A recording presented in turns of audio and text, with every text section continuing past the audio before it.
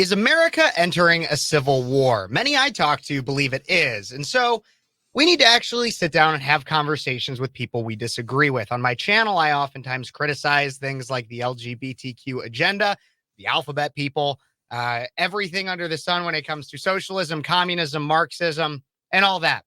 But I oftentimes am asked, do you actually ever talk to anybody who thinks differently than you? Yes, I do. And now we're going to put it on record here on Speechless.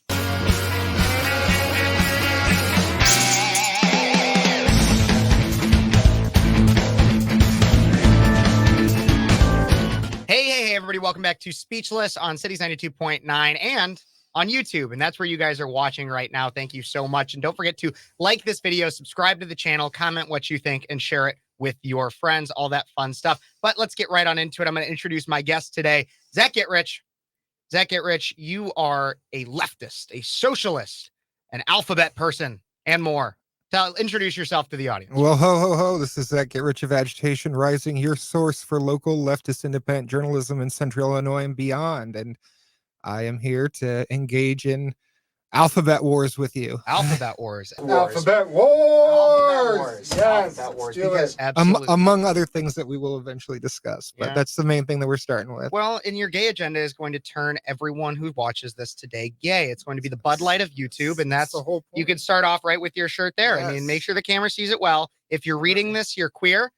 So everybody, Pride Month is next July. Make sure you are out. It is July, right? That is okay. July. I know I'm totally going to lose my gay card here because I got Pride Month wrong. But you want to know what? Not only are we going to take over the whole alphabet, we're going to take over the whole year too. So whatever. Sure, you're out and you have your rainbows on. You put your dildos on and you wave them in everybody's faces, especially the children, because that's what it is to me. But we're going to talk about all of that under the sun in this long special, guys. So let's just, the whole point of this is that we can try to better understand and actually not necessarily change minds, but show that a civil conversation can happen between two people that are at the surface level diametrically opposed. But I'm sure we can find some common ground in some things. So let's talk about, for a lot of it, we're going to talk about LGBTQ, but especially the gender ideology. And that's where I want to start off with, is the gender ideology. The common question that's often asked is, what is a woman?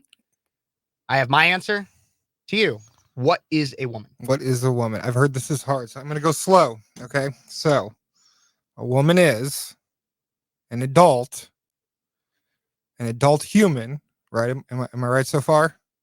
I would say that a woman would be an adult human. Okay, good. I'm glad we got this. So it's an adult human with more female sex characteristics than male sex characteristics and or a female embodiment.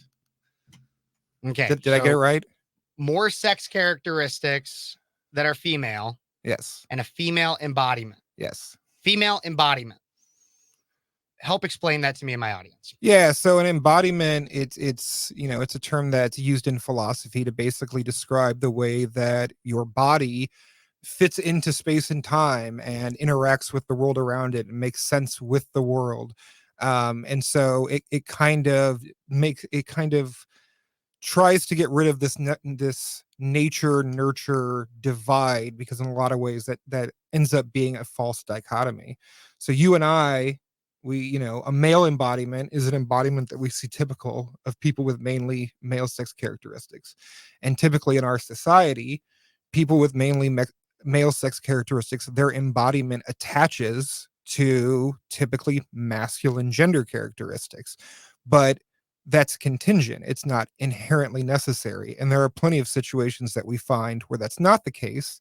And especially with gender, like sex, the way that sex is organized is fairly a common pattern throughout the planet. But the kind of gender traits and gender characteristics that exist are, vastly different all across the planet, even now at our current time. And so that is does that give you kind of a brief understanding of what embodiment means? Better understanding.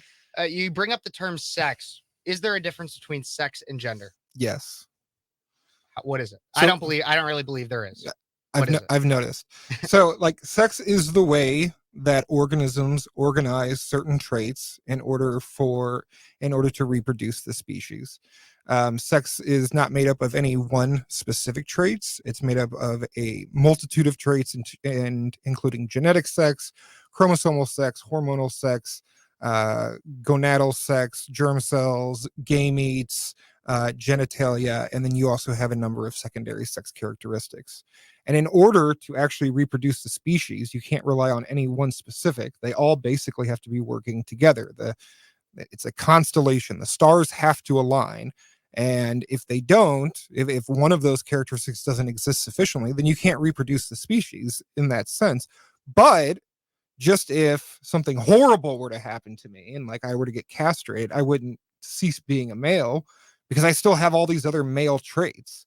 So my view is not that there's like some essentialist quality that we have, like there's this essential notion of maleness that we all have. It's just that the reason you and I are males is because we pretty much almost all of our sex, especially all of our primary sex traits, are male. And even if we lose one of them, the overwhelming majority of the rest of our traits are still male.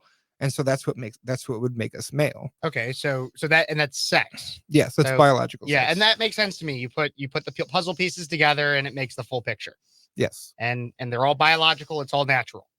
Yes. Yeah, I mean, there are people that will argue that there's certain levels of social construction involved in biological sex, but for the purposes of this argument, yes. Okay, so then what is gender?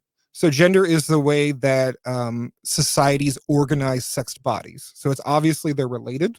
And it's basically you have what roles, what characteristics, what expressions, what ways of moving about, what things you're allowed to do that society says certain sex bodies are allowed to do and certain sex bodies are allowed to not do. And the reason that we say that it's socially constructed is because we see completely different forms of expressions and different roles all over the planet, all over different times. So, and again, most of the time, the majority of the time, female bodies they're organized in a way to where their embodiment tends to attach itself to more feminine characteristics and vice versa for males and masculine. But we find all sorts of instances where that's not the case. And in the secular West, we've really opened up a lot of what we consider to be masculine activities and what we consider to be feminine activities and what we allow boys and men and girls and women to do.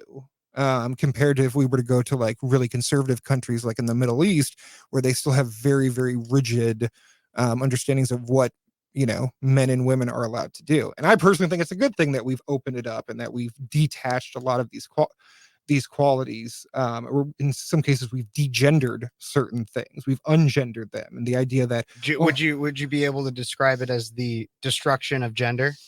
There has definitely been a lot of that, and that was a lot of what second wave feminism was attempting to do, because throughout most of human history, things like, men are more intelligent, women are more emotional, men, they are transcendent, women are immanent, and what they're the lack of men, women are more stupid.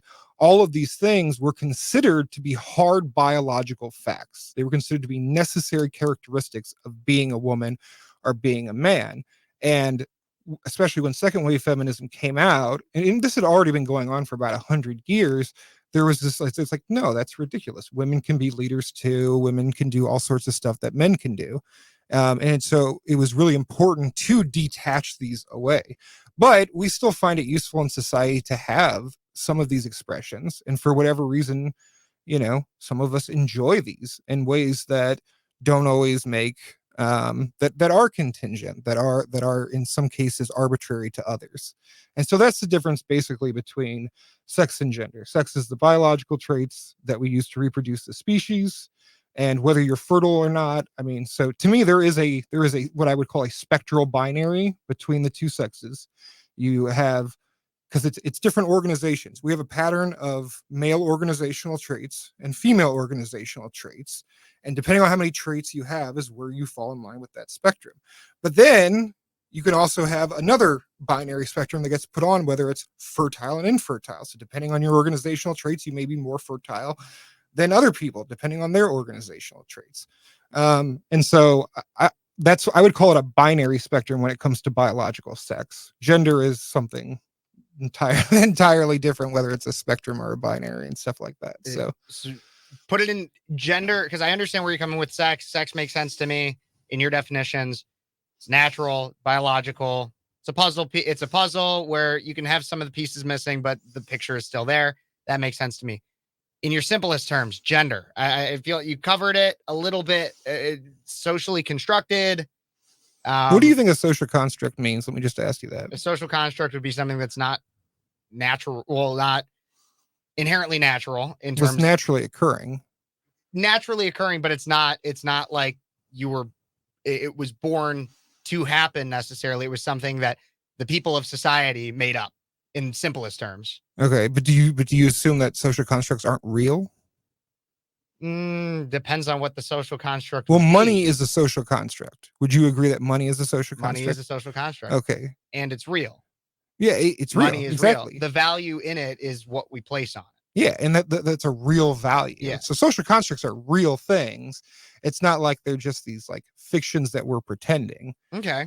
So I much more agree. I kind of actually agree with that. And that's why, and there can be a sense of naturality to the entire idea of a social construct. If we take gender as an example of it, if we consider ideas like, oh, well, it's been a quote unquote social construct of gender for a lot of our life that women are homemakers, women take care of the children, which you would say just to make sure you agree is a part of the idea of gender. And that is one way that societies have organized female bodies. Yep. And biologically, that would also make sense considering the fact that women naturally have tended to be more caring, empathetic, and everything along those lines than men have ever been. So it would make more sense generally based on that natural inherent.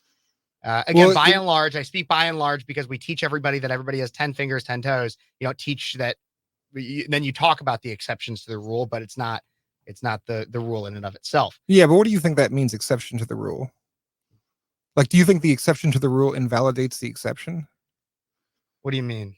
Okay, so I mean, in this case, we're not so much talking about a rule, but a pattern. Yeah. The exception to the pattern shows that a pattern exists, but the exception also still exists. Otherwise, it wouldn't reveal that there's a pattern. The exception still exists, but when you have a conversation about the overall whole, you can't use the exception or the small 1% or 0.5%, whatever it is, the minuscule portion to invalidate the other 99.9%. Well, you can if you believe that the 99.9% is a necessary condition, and necessary in the same way that 2 + 2 always equals 4.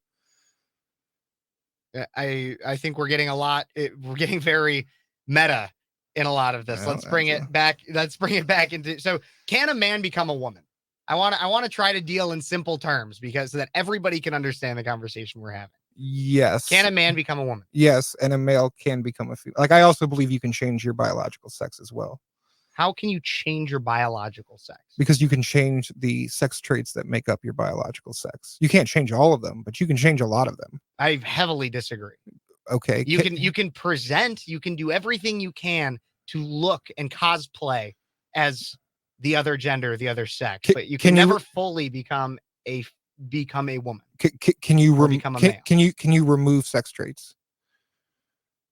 Like, can I chop my dick off? Yeah. Yes, I can. So you have one less trait. So your biological sex just changed. You're still male because you still have mostly male sex traits, but the organization has changed. But that doesn't mean I've changed my sex. Yeah, you're still male, but because you have mostly male sex traits. But say you start taking female hormone levels, and like, just to be clear, we all have testosterone, estrogen, and progesterone in our bodies, whether you're female, male, intersex, or whatever. The actual difference is the amount of them. So if you started taking female levels of hormones, even though you have an XY karyotype, your body would still respond to them in the same way that somebody with an XX karyotype. That's why people that start taking female hormone levels start to develop breasts. Their body structure can sometimes shift and stuff like that.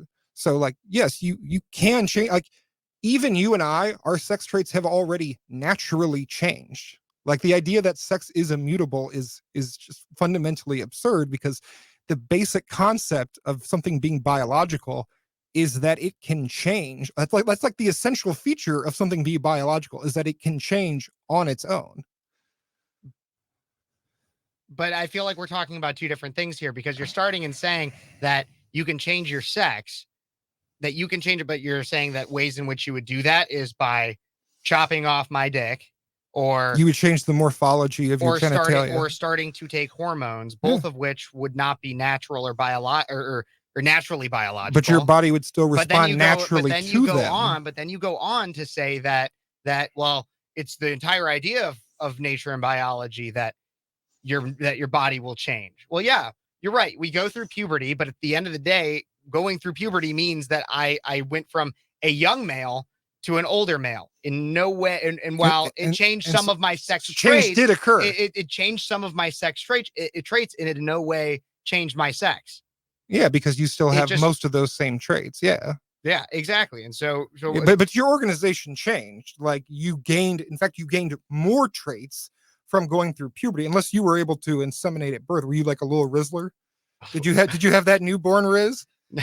No, I was not. Okay, well, I'm just making sure. Props to you if you got that, man. That is not who I was. It's not. But again, like you actually gained more sex traits when you went through puberty. So again, like you can. I mean, even when we, there's a process of human development that allows for many of your sex traits to become more predominant past puberty. I'll agree with you there. And so yes, your sex traits change naturally, but it in no way changes your biological sex. And you have said that you can change your biological sex. Yeah.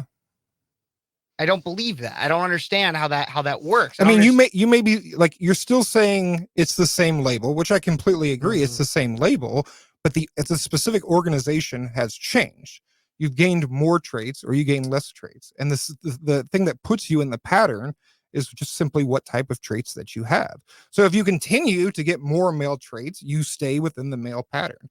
But if you start changing those so that you start gaining female traits, then you move into a different pattern. I mean, we already have intersex people that have, and there's different ways of defining what it means to be intersex, but my definition is simply that you have incongruent sex traits. So you may have XY chromosomes, but because you have because of some genetic defect or genetic difference, your body doesn't respond to testosterone. So you end up developing a completely female karyotype. And some people with androgen insensitivity syndrome also end up being able to get pregnant, and they have perfectly healthy babies. So if it's necessarily the case that only people with XX can give birth, then all I have to do is find one example to show that it's not necessary, that it's contingent. I mean, I'm not disagreeing that, like, in the high 90 cases, these are the patterns that you find, but I'm disagreeing that it's 100% natural or necessary, or excuse me, I'm disagreeing that it's 100% essential or necessary that it's the case. And, if you are sterile, you get procedures done that would give you more, if you're a female and you're sterile, there are certain procedures that you could get done to give you more female sex characteristics so that you could become fertile, and vice versa for males. Okay. We're going, I feel like a lot of what you do when you talk, and this is just not necessarily even criticism, is you'll expand things out to a point where I'm not even following exactly where we are anymore. I want to stay onto. Well, look, there's a reason why biology textbooks are thousands of pages of long and not 5 pages of long, because it's one of the most complicated things in the known universe. Like, I really do. But the problem, here's where I think a lot of times leftists, progressives, I think they get it wrong, is that there are ways to, yes, you're right. You can have a 5,000 page biology textbook, but you can have a conversation about it that doesn't necessarily need to be 5,000 pages long. And you can make it to where it's relatively simple. This is a point where I really wish I had screamed out, complex natural facts don't care about your brain's feelings for simplicity. You can. I think you can make the majority of concepts into a relatively simple Yeah, conversation. you can abstract and generalize. It's something that is essentially like humans are really good at doing it. Humans are really good at finding patterns. I'm not denying that patterns exist. I'm just trying to get into the minutia of the patterns. Now, in most of the conversations, is it necessary that you get into it? No, but in this specific one, I think it is. I think it's absolutely relevant. I think when someone says, something like biological sex is immutable, I mean, that's just clearly false, regardless of whether you even include trans people, because again, as I've said, from birth throughout the life, your sex character, the organization of your sex traits is constantly changing. And it's not even in one direction towards more fertility, because as you get older, you get less fertile. So the idea that biological sex does not change it's just fundamentally absurd. It's fundamentally unscientific. The biological sex does no, not. The label that we give it, the word that we give to a specific set of patterns does not change. That is correct. But the biological sex, the sex traits themselves, which are what determine the biological sex, absolutely change. But again, the biological sex does not change. The traits can, but the sex itself does not. I mean, you could say it changes and it becomes more advanced, or it becomes less advanced. But again, that's a change. But then that's the traits. We're talking about the traits. The sex itself did not. The sex is only constituted based off of the traits. Is still there. The puzzle still shows a comparable picture relative. And yes, maybe it faded a little bit with time, but the picture is still there. Yeah, it's still false. And you can't change it from being a guy to a girl in a dress. I mean, you can change your sex traits. Well, you can change. You can change your sex traits, but your sex did not change. Well, of course it did. No, it didn't. No, it didn't. See, here's where, because a male cannot become a female. Not with that attitude. You're right. You got to have a better attitude than that, man. No, a male cannot become a female. A female cannot become a male. It does not matter how many hormones you take, how many dresses you wear. A dress isn't a biological sex trait. Well, it's not a biological sex. Like, there's nothing inherent in like chromosomes that says, I must wear a dress. No, it's like I watch shows where like men's are wearing kilts. Those are essentially like kilts are essentially dresses, man. What I'm trying to say is that it does not matter how many hormones you take. If you cut off your genitals, if you add some fake ones, some prosthetics, anything like that. You cannot change from being a biological male to being a biological female. Yes, you can. How though? How? I've explained that because the only way that sex exists is through all of the different traits you have, and you can change those. You can't change all of them, and it's not easy to change your sex traits, but you can change them. And but again, you're only changing some of the traits, not all of the traits. Some of the traits, and because there is zero way to change all of the traits. Yeah, no, I at least as of we have now, I completely agree. And so, if you're a trans male, I mean, I think it's perfectly fine just saying that you're an intersex male at that point. And I don't know if I've brought up intersex so far, but intersex just means you have incongruent sex traits. I mean, in my definition, it means you have incongruent sex traits that we do not normally find. Yeah, there's people that are born with both sets of genitalia. They have chromosomes that don't necessarily match. There are people that are born with both XX, XY chromosomes in different cells. Yeah, we're talking about like 1%, if not less, of the population. It's between 0.02% and 1.7%, depending on how you define intersex. And the way I define it would be closer to 1.7. I'm willing to bet if I knew exactly the definitions, mine would probably be closer to the 0.2%. Well, again, because the 0.2 is higher than 0.02. Yeah. So like 0.02, it's based on whether you have like abnormal genitalia. Me, like I said, I base it off of incongruent sex traits in general. So you could have one karyotype, you could have a male karyotype, and all the rest of your traits end up being female. Wouldn't that essentially mean that like you could have a dick, but you were born with the genetic predisposition to grow maybe slightly larger or slightly larger chest? Yeah, there are. I mean, and having tits, having breasts is a secondary female sex characteristic. But I mean, like, it could also just present itself as being a larger guy. It could also present itself. I mean, there are some men that are. You're not going to be like. But there are some men that are able to lactate. Like that is a real thing that happens. Yeah. So there's women that are able to grow facial. There's actually a lot of women that are able to grow facial I'm hair. well aware. I mean, there are women that can go bald. These are all secondary sex traits. And so, yeah, I mean, they move around. They're not 100%. But by your definition, all of those would be included in the intersex. No, intersex to me is only incongruent primary sex traits. Okay. I wouldn't include secondary sex characteristics. Okay. And again, secondary sex characteristics, we only even call them sex characteristics because they occur around puberty, even though they don't have any direct relation to reproduction proper. Okay. So. Okay. So there's a question that because we made I'll let everybody know out there. We made like a short notes page as a general guideline. And we have a question here. Do trans people actually exist? We've kind of hovered around the issue of trans. We've been talking a lot more about biological sex. Do trans people actually exist? I'm pretty sure this one was much more aimed towards myself. Yes, there are people out there that do believe that they're a different gender than they really are. Trans people do exist. However, all right, we end it. We figured it out. We're done. Won the alphabet wars. I always get this, but I get this question all the time, or not even necessarily the question. I get this accusation at me all the time. It's you're denying people's existence. Oh, no. If a person comes up to me and it's obviously like I did a video recently on this biological male that goes into restaurants and just talks about or just complains that he gets misgendered by all of the wait staff. No, if that person came up to me, I would absolutely know they exist. I wouldn't, but I could touch them. I could feel them, all that. They do exist, but he is in a state of delusion. He is in a state of delusion. He is not a woman. He has been put through a lot in his life that has led him down a road to be significantly mentally ill. I mean, I think the reason some people might make that accusation is not because necessarily you have said trans people do not exist, but what I will very nicely term the gender critical movement. What I will very nicely term the gender critical movement, there are many people like Matt Walsh and Michael Knowles that absolutely deny that trans people do exist in any form.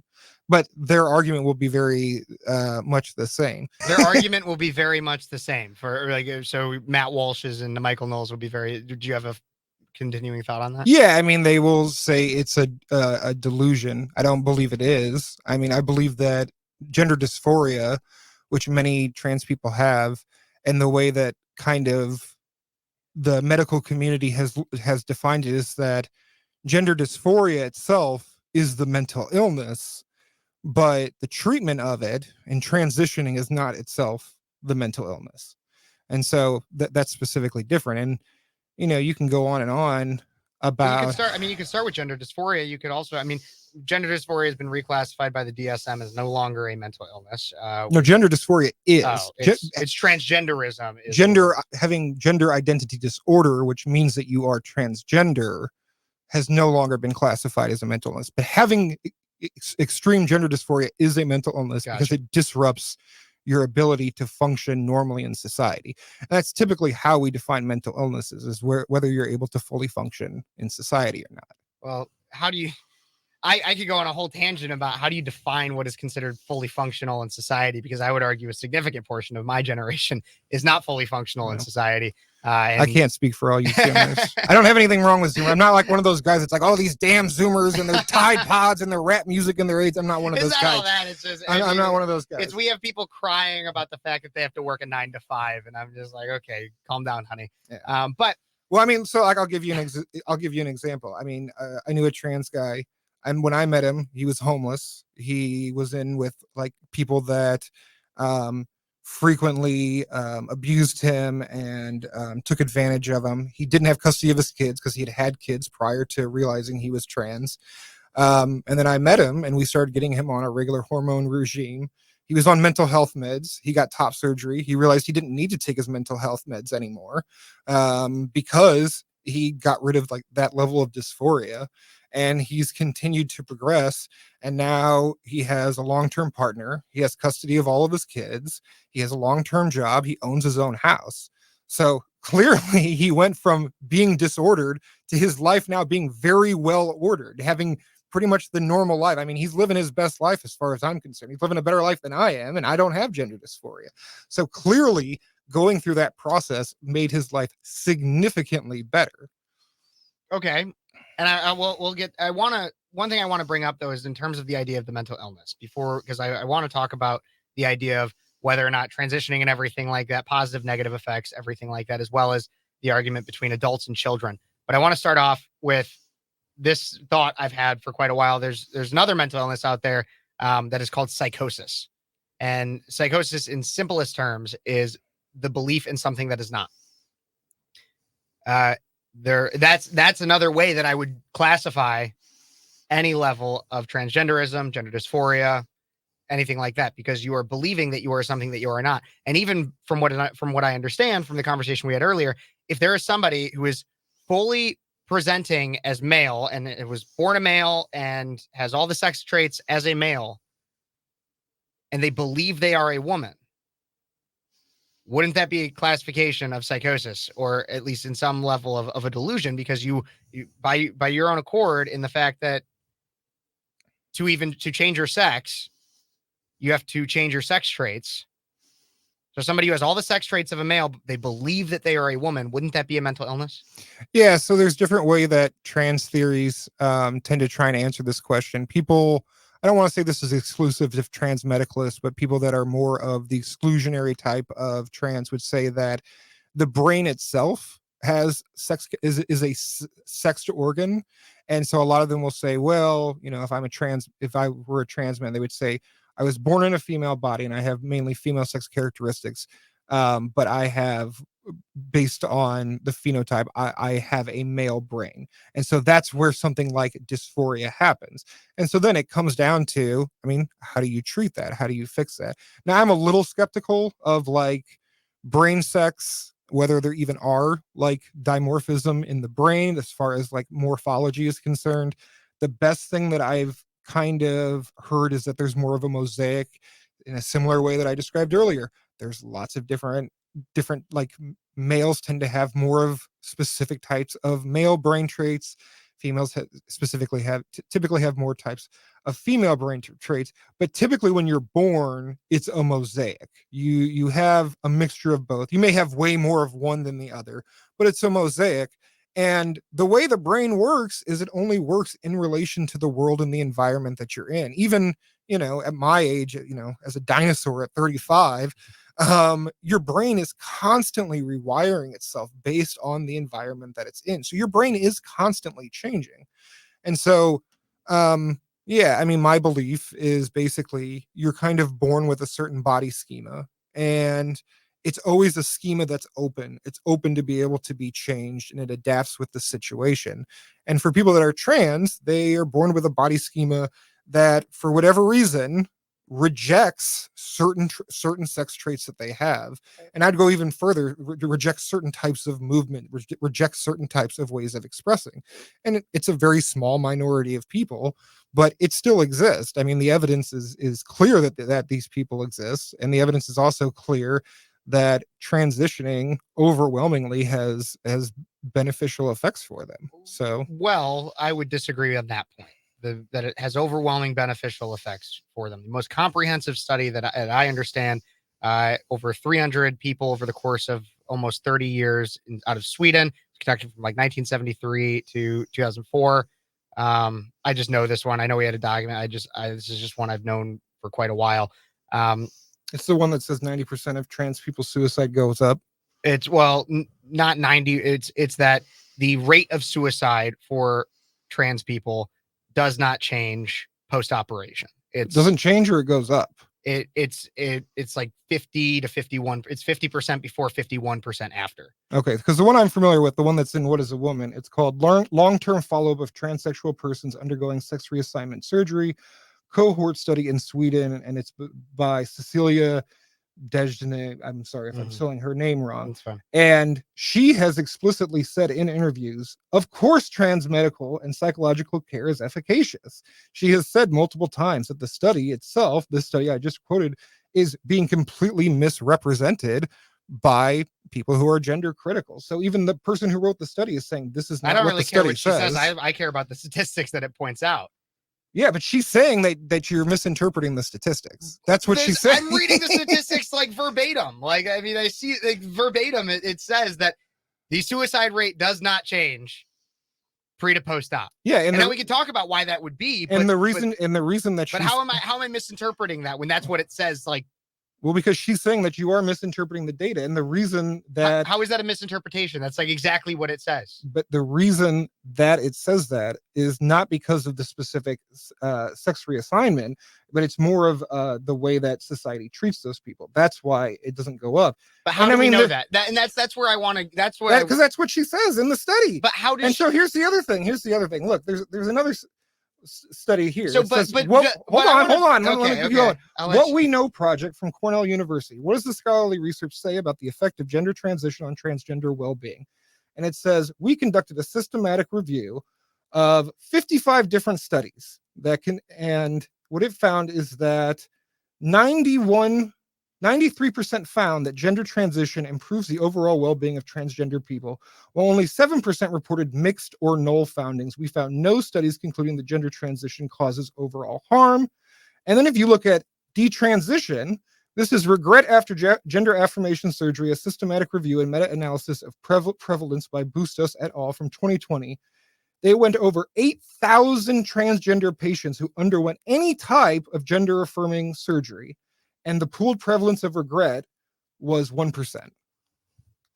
So this is what the actual data is showing on this issue. Okay, but what I want to talk about with all of it though is so the claim was that I'm misinterpreting it because it's because of how they're treated in society. My argument to that would be, are you mentally well if you go through all of these changes and you need my validation? And you need my validation to keep you from committing suicide. I mean, if someone calls you like a piece of shit over and over again every single day, that's going to affect your mental health, right? I mean, I went through high school with that, and while it didn't have the best, I came out of it, and I made what it taught me was that, wow, so many people's opinions about me do not matter. They do not matter. If you firmly believe you're a woman, why do you need and because the thing is, I'm not calling them a piece of shit. And so anybody, I'm not saying that you are. I know. And so I'm just using that as an example. And I understand that. And so, sure, nobody should, but what I see, at least, and again, it's not necessarily statistically backed, it's anecdotal, but from what I see, what is told as mistreating transgender people is when they are obviously a he, and you call them that when they identify and pretend to be a woman. That's what's considered mistreating somebody who is transgender. So this is something that I wish I had spoken up a little bit more about, or talked in a little bit greater detail about.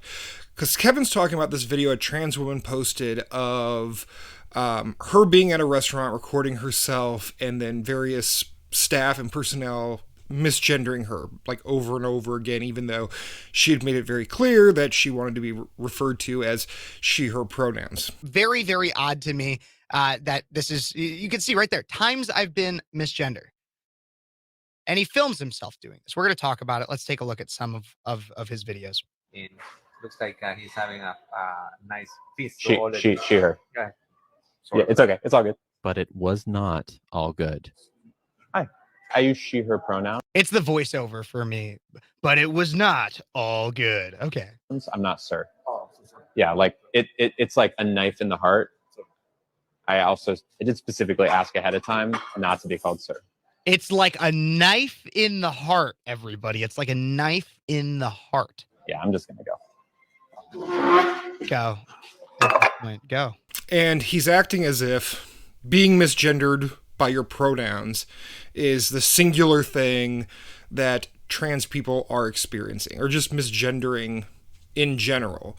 But honestly, most of the trans people I know, they'd like it if you use the correct pronouns, but far more significant social impacts that negatively affect their life, including losing your job or not being able to get a job, losing your housing, being completely cut off from your family, being considered dangerous, or, that somehow you're going to harm somebody, or you're going to harm children just because you're in their vicinity.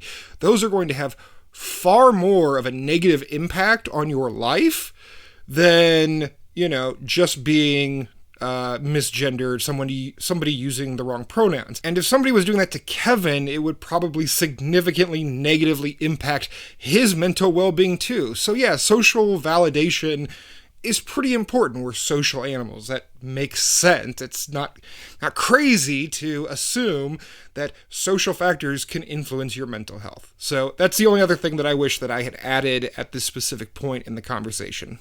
And so if you need my validation of your delusion, then are you mentally well? Because here's the thing, for the most part, by and large, I'm like, if you are 19 and you get cleared by a person that is, or a medical professional, psychiatric professionals to go through a gender surgery, sure, okay.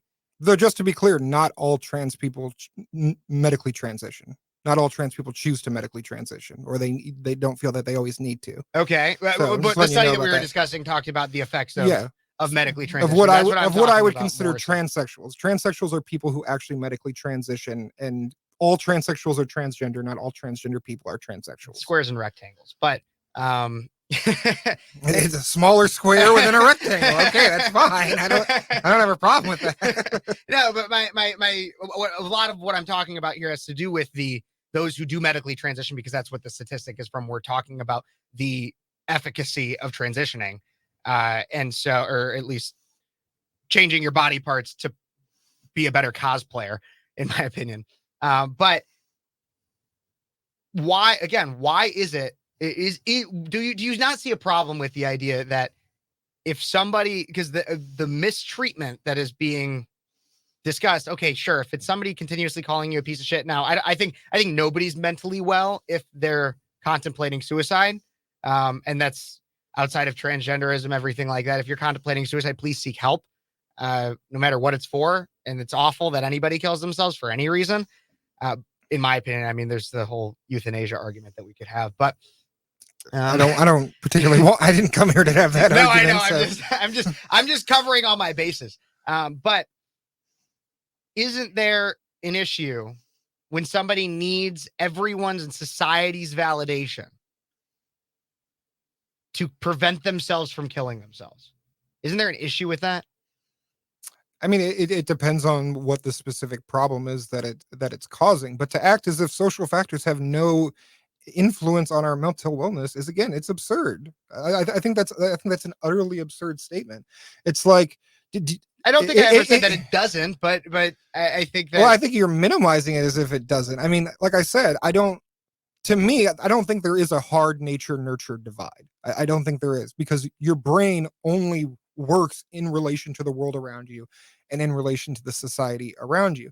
And for some people, if you have insistent, persistent, and consistent gender dysphoria, and it's very extreme, then yeah, those things could definitely have a significant influence on you. And it seems like the simplest thing to do is, call a person the way that they want to be. Like, if I just started calling you, a she, and I told you to, like, get off your rag and to smile more, you might not like that. Now, maybe you wouldn't get suicidal right away, but if I spent years and years doing that to you constantly, and I was always around you, that might start to piss you off a little bit. I don't know. My sisters have called me Kavina and the sister they always wanted for my entire life. Sounds like they're trying to tell you something, Kev. Is there something they see in you that you don't realize yet? No. Are your sisters more open to trans people than you are? Probably. Come on, do you just need a hug? No, but that was obviously more joking. But, and I understand where you're coming from. But I feel like in this context, when you're discussing an idea that is more than understood in society that this is that it's controversial, and that there are people out there very much like me that do not believe that you can change your gender. Now, some are in moderate social settings. I can be respectful of people. will still heavily disagree with whatever they believe, but I can be moderately respectful. And I think that people that are ardently like you're wrong and you're bad, like that's just not like productive. It's not kind. I believe in being kind by and large, but I feel like if you're going through something like this, you have to be able to understand that there are going to be people out there. It's not necessarily a direct comparison, but I am well aware that a lot of people in my generation, a lot of people on college campuses are not friendly to conservatives that speak up and are honest and blunt about their opinions. I have been physically assaulted for my opinions. I have been verbally assaulted many times. I have had threats made against my life. This is something I knew when I came out as a conservative, that I knew could happen. What was the point you realized that you were conservative? Was there like a specific moment in time? Not specifically. My parents were, I get this like questions like this. There's more of a specific moment in time when I realized I needed to speak out more. When I realized I needed to speak out more, not when I realized I was conservative. That was kind of developed through, because my parents were never politically active. It was what I was told growing up, and I firmly believe were lessons such as hard work breeds determination, or hard work breeds success. You can do anything if you put your mind to it. Pull yourself up by your bootstraps mentality. Things like that. Can you actually like pull yourself up by your bootstraps? Is that I'm gonna possible? make a video of me doing it. Good luck. I'll make a video of me. MLK made a whole joke about this. Like, how are you supposed to do that? I'm gonna do it. I'm gonna do it. I'm gonna figure it out. If you do it, then props to you. Maybe I'll make it. Pulls himself up by his bootstraps. But I was raised with that mentality, and then 2016 election came around, and a lot of different opinions were being yelled at me by multiple people in high school.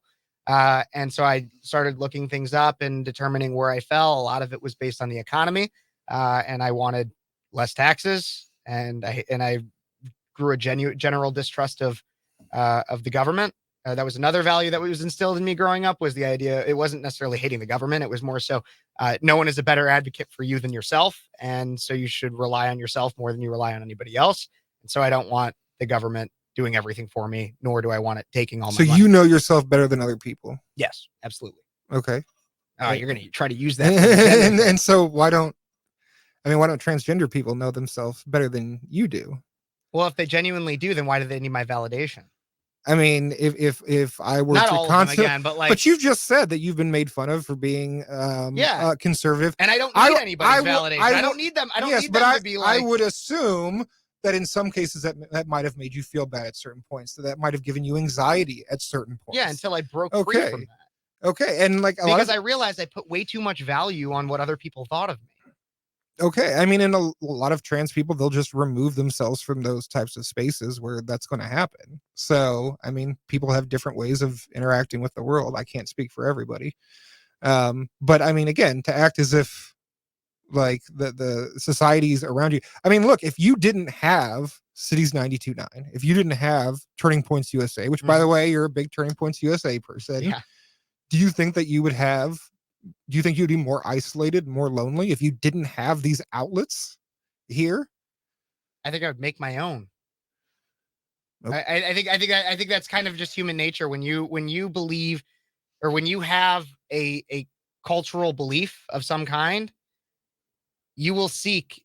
It's honestly a natural tendency. But do you not think that that having this space here and having other spaces where you and other like-minded conservatives that benefits your mental health? You go to these places because you feel better being in these places, right? Absolutely. Yeah. Okay. All right. But I also do believe that it benefits my mental health to challenge myself, and it's why my mind has been changed on a lot of different things in my life. And so I think a lot of trans people have gone through immense challenges, and I'm not trying to minimize that, but they've been able to survive and go on. And so, I mean, the amount of type of pushback, or anywhere from verbal threats or to even like physical threats, that's going to affect you over time regardless. And I think trans people in general, and even a lot of alphabet people in general, have faced some pretty harsh shit in their lives. And everybody goes through hard. Well, that's an I mean, look, I haven't. The like, majority of I people know a have lot gone of- through something that's very difficult. Look, I know a lot of trans people that I will objectively say are stronger people than me, and that I am way more privileged growing up and had a way easier life than they did. I don't think it And needs to be a competition. they've been able to overcome. I'm just acknowledging that Yeah, I know trans people that are way stronger and they have been able to deal with society. Doesn't mean it doesn't feel shitty at times when people like try and invalidate you or things like that. Doesn't mean that never happens. You just develop coping skills for it. So Okay, I want to talk because I feel like we kind of hit a place on that one. I want to talk about kids. okay. Because that's where my biggest gripe is. That's where the majority of society's biggest gripe is when it comes to a lot of the not even just the trans stuff, but I want to start with that and then move into the broader LGBTQ stuff. A lot of people feel like they know that there is a gay agenda, not necessarily trying to turn kids gay, but get kids very, very open and recognize sexuality, and very much in the transgender space as well. There's advocates for gender changes at very young ages, 10, 11, 12, 13, young children. And again, my biggest gripe with that is the fact that we don't allow kids at that age to drive a car, own a gun, eat a peanut at school without their parent signing a permission slip. Why is it that people are you in support of allowing kids at young ages to go through gender transitions? I don't have a problem with kids changing their gender traits or the way that they express it, like socially transitioning or, like linguistically transitioning. I don't have a problem with that at pretty much any age because, I don't have that problem. If you're specifically talking about medically transitioning, I mean, hormone therapies, surgeries, anything. Yeah, like that. so That's more what I'm talking about. Yeah, so I mean, so you don't have a problem with kids socially transitioning? I have a personal gripe with it, but from a policy, What is your personal gripe? well, with it? because I believe that I believe it's denying fundamental truth. I believe that. Do you believe we're both masculine? That we're both pretty masculine right here? I believe we are both biological men. Okay, that's not the same thing that I'm talking about. I'm talking about differences between behavior and like specific traits. Sure, I guess. I think when it comes to the social transition, it's not necessarily entirely to an extent not my place to tell parents how to parent their children. To an extent, again, you wouldn't tell, or you got to intervene if a kid is getting abused. You have to like physically, like hardcore emotionally, and objective abuse too. Telling a kid that they shouldn't wear a dress to school is not abuse. Now, hitting that kid because they're wearing a dress to school, that is abuse. So, my point being with that is that there are levels of intervention that are necessary to prevent long-term harm. A parent should know what is going on in their kid's life. So when it comes to social transition, if a parent is perfectly fine with their kid wearing a dress to school and it does not violate school dress codes or anything, and the parent is aware of that transition, then sure. I think it's weird. I think it's wrong. I wouldn't let my kids do it. Why wouldn't you let your son wear a dress? Because I would think he is delusional. For wearing a dress? Because if he is socially transitioning, he might not be. He might just say, "I like wearing dresses." Well, that might just be the beginning and end of it. It's like, hey, I just like wearing dresses. They're fun to wear. That even in and of itself contributes to the destruction of gender and sex, and so no, okay.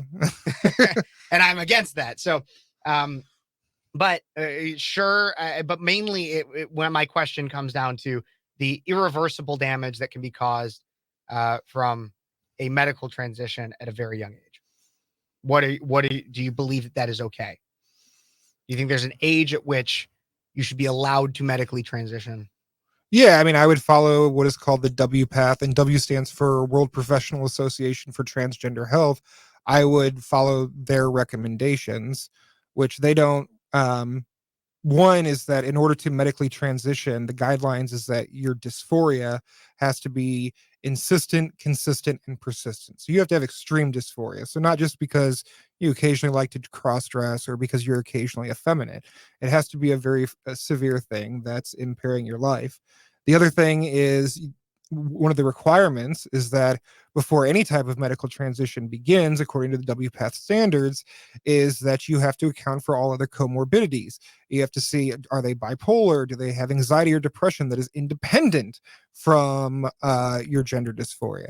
And so once you've gone through this, what's called a biopsychosocial analysis, and you've determined that perhaps their anxiety is directly being caused by the gender dysphoria, that is at the point where you would maybe begin having the discussions about medically transitioning. And what the WPATH recommends is that there's obviously hormone blockers, which are technically called gonadotropin releasing hormone agonists. And they recommend that anywhere from Tanner stage 2 to Tanner stage 4. And Tanner stage 2 is basically the onset of puberty. And then if you're on that and you still continue to have persistent gender dysphoria, then as you get older, you would do cross hormone therapy.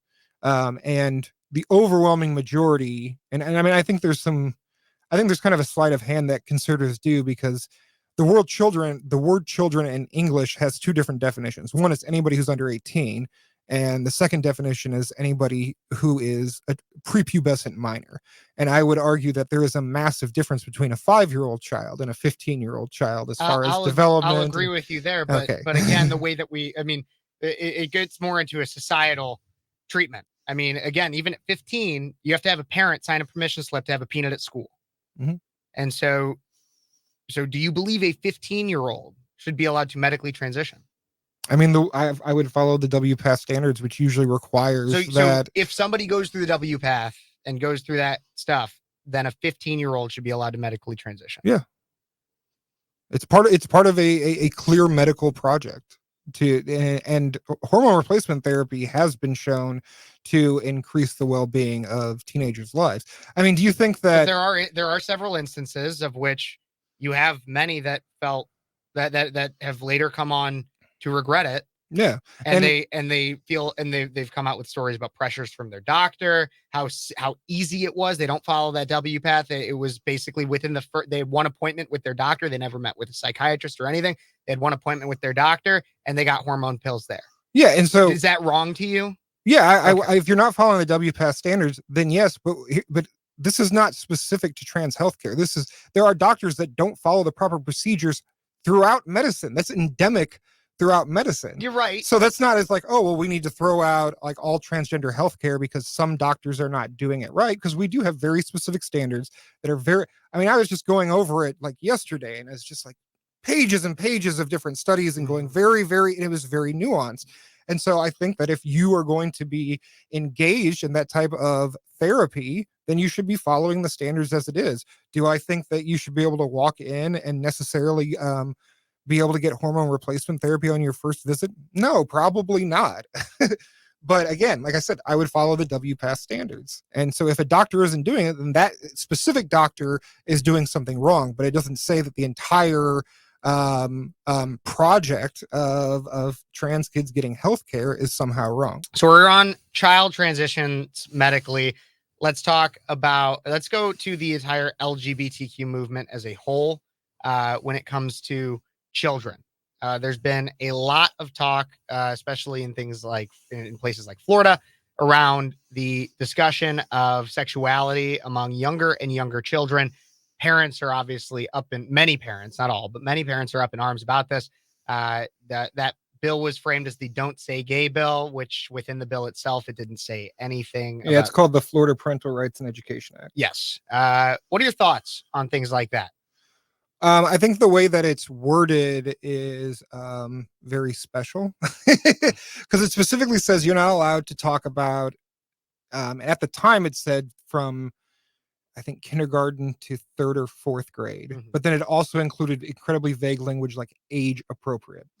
And it says you're not allowed to speak about sexual orientation or gender identity. But what it says further on down, and this is the part that I think a lot of people miss, is that any person can basically tell the school they need to, if they have a specific issue with whatever, that they can simply tell the school they don't like it. And if the school doesn't like it, or if the school doesn't agree with them on that, they can force the school to hire at the district's cost a special magistrate to review the issue.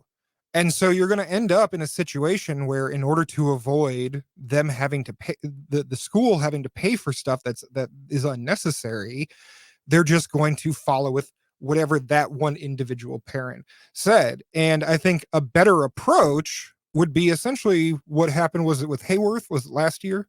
Yeah. So there was, and I don't know if you want to explain that, because cities focused a lot more on what happened in Hayworth than I did. Are you talking about the pornography in the library? Which one are you talking? There was, I think there was an 8th grade English teacher who had like a sex ed book in her personal library. Yes. Yeah, that's pretty much. That's essentially. You say sex ed. It had pornographic material in it. Well, I mean, it's not like definitively pornographic, like naked bodies and everything. But yeah, I mean, it's not very good sex ed unless you're showing sexually explicit thing. That's not very good sex ed if you don't actually like show stuff. Also pushed gay. It talked about gay sex in it, and ways for pleasurable sex. Do you want to teach unpleasurable sex? Well, I think that you want to teach people how to have bad sex. I mean, what? No, I don't believe that. I don't believe that sex ed needs to focus on the pleasure side of it. I think it should simply be. I mean, I thought my sex ed growing up was great, and it didn't really. My main sex ed was not in 8th grade. I think that was where the inappropriate, a lot of the inappropriateness comes from it. I had in 7th grade we had sex ed that was focused on purely like the reproductive system and how that works. 7th grade. Okay. On the reproductive system, period. And that was that and how that worked. That was the first time that we had both genders in the same classroom. It started off in 5th grade. We talked about puberty, separate rooms for the sexes. And then 7th grade was purely reproductive. And then like sophomore year of high school, we had our sex ed health class. And that was where it got a little bit more into the weeds and the details about how sex occurs, the effects it can have on the body, STDs, contraception that's the word I was looking for, contraception.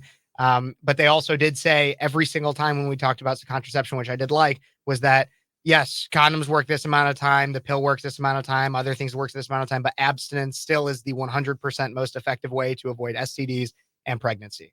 Are you aware of any sex ed program that isn't saying that? Well, oftentimes people want to, like, whenever you bring up abstinence period, they're like, well, that's not realistic. And we should not be teaching abstinence. We should not be teaching abstinence. And I think it should be always made 100% clear. And I have not been in every single health classroom in the country, but I guarantee you that there are others that did not take as strong of an approach as mine, that stress how abstinence is the best way to prevent all of the issues that can arise due to sexual activity. I mean, the only time that I've heard that specific argument made is when people are trying to say we need abstinence only education as a way to argue that we should only have abstinence. Even in I went to schools back when I was a lad in the 2000s. I had segregated sex ed for, I don't know, a couple days in 5th grade, joint sex ed in 8th grade. And then it was basically usually you took freshman year health class, and then it was part of that. And like abstinence was included in it, but I think the reality is that this may actually be an essential quality of teenagers. They will find ways to do things their parents do not want them to do. And so only teaching them abstinence is typically very ineffective at preventing teen pregnancies and sex ed. But I'm not aware of any sex ed program that has said that. I'm not abstinence only. I just want to be clear that I think that should be a part of it. But again, nowhere in there was it. We talked about sensitivities of the genitals and stuff in my sophomore year health class. Again, sophomore year, you're in high school, but we never got into like, here are the positions you should have for good sex, which was things that were included in that Hayworth 8th grade book. Yeah, I mean, we never talked about anything. It was never about sexuality. It was like sexuality in terms of like you didn't know about gay people at all. They didn't talk about gay people at all. We didn't talk about gay sex. We didn't talk about. No, it was not about. It wasn't even purely about heterosexual sex. Did they ever mention oral sex or anal sex? We discussed that. Okay, but not from a sexuality point of view. We didn't talk about the pleasures of it or anything. It was never about. it was very much based on here's what can happen if you do these things. I think that a lot of it, honestly, I think a lot of it kind of went with the predication that by 15, 16, most young adults know that there are pleasures that can come along with sex, and that is not for the school to teach. I mean, typically in sex ed, it's best to learn about sex and healthy relationships and stuff like the dangers of porn before you encounter them in the real world. Waiting until people have already found them is not always going to be the most effective way at actually properly educating people. And so I don't have a problem with, basically the way that you and I had it, where we started that for those beginning sex education talks in 5th grade. I'm not aware. I mean, I don't hang out at schools. That would be a really bad look for me. It'd be really weird. People would really be like, Zach, what are you doing? No, I don't do that. So I don't know if it's, to my understanding, it isn't being taught.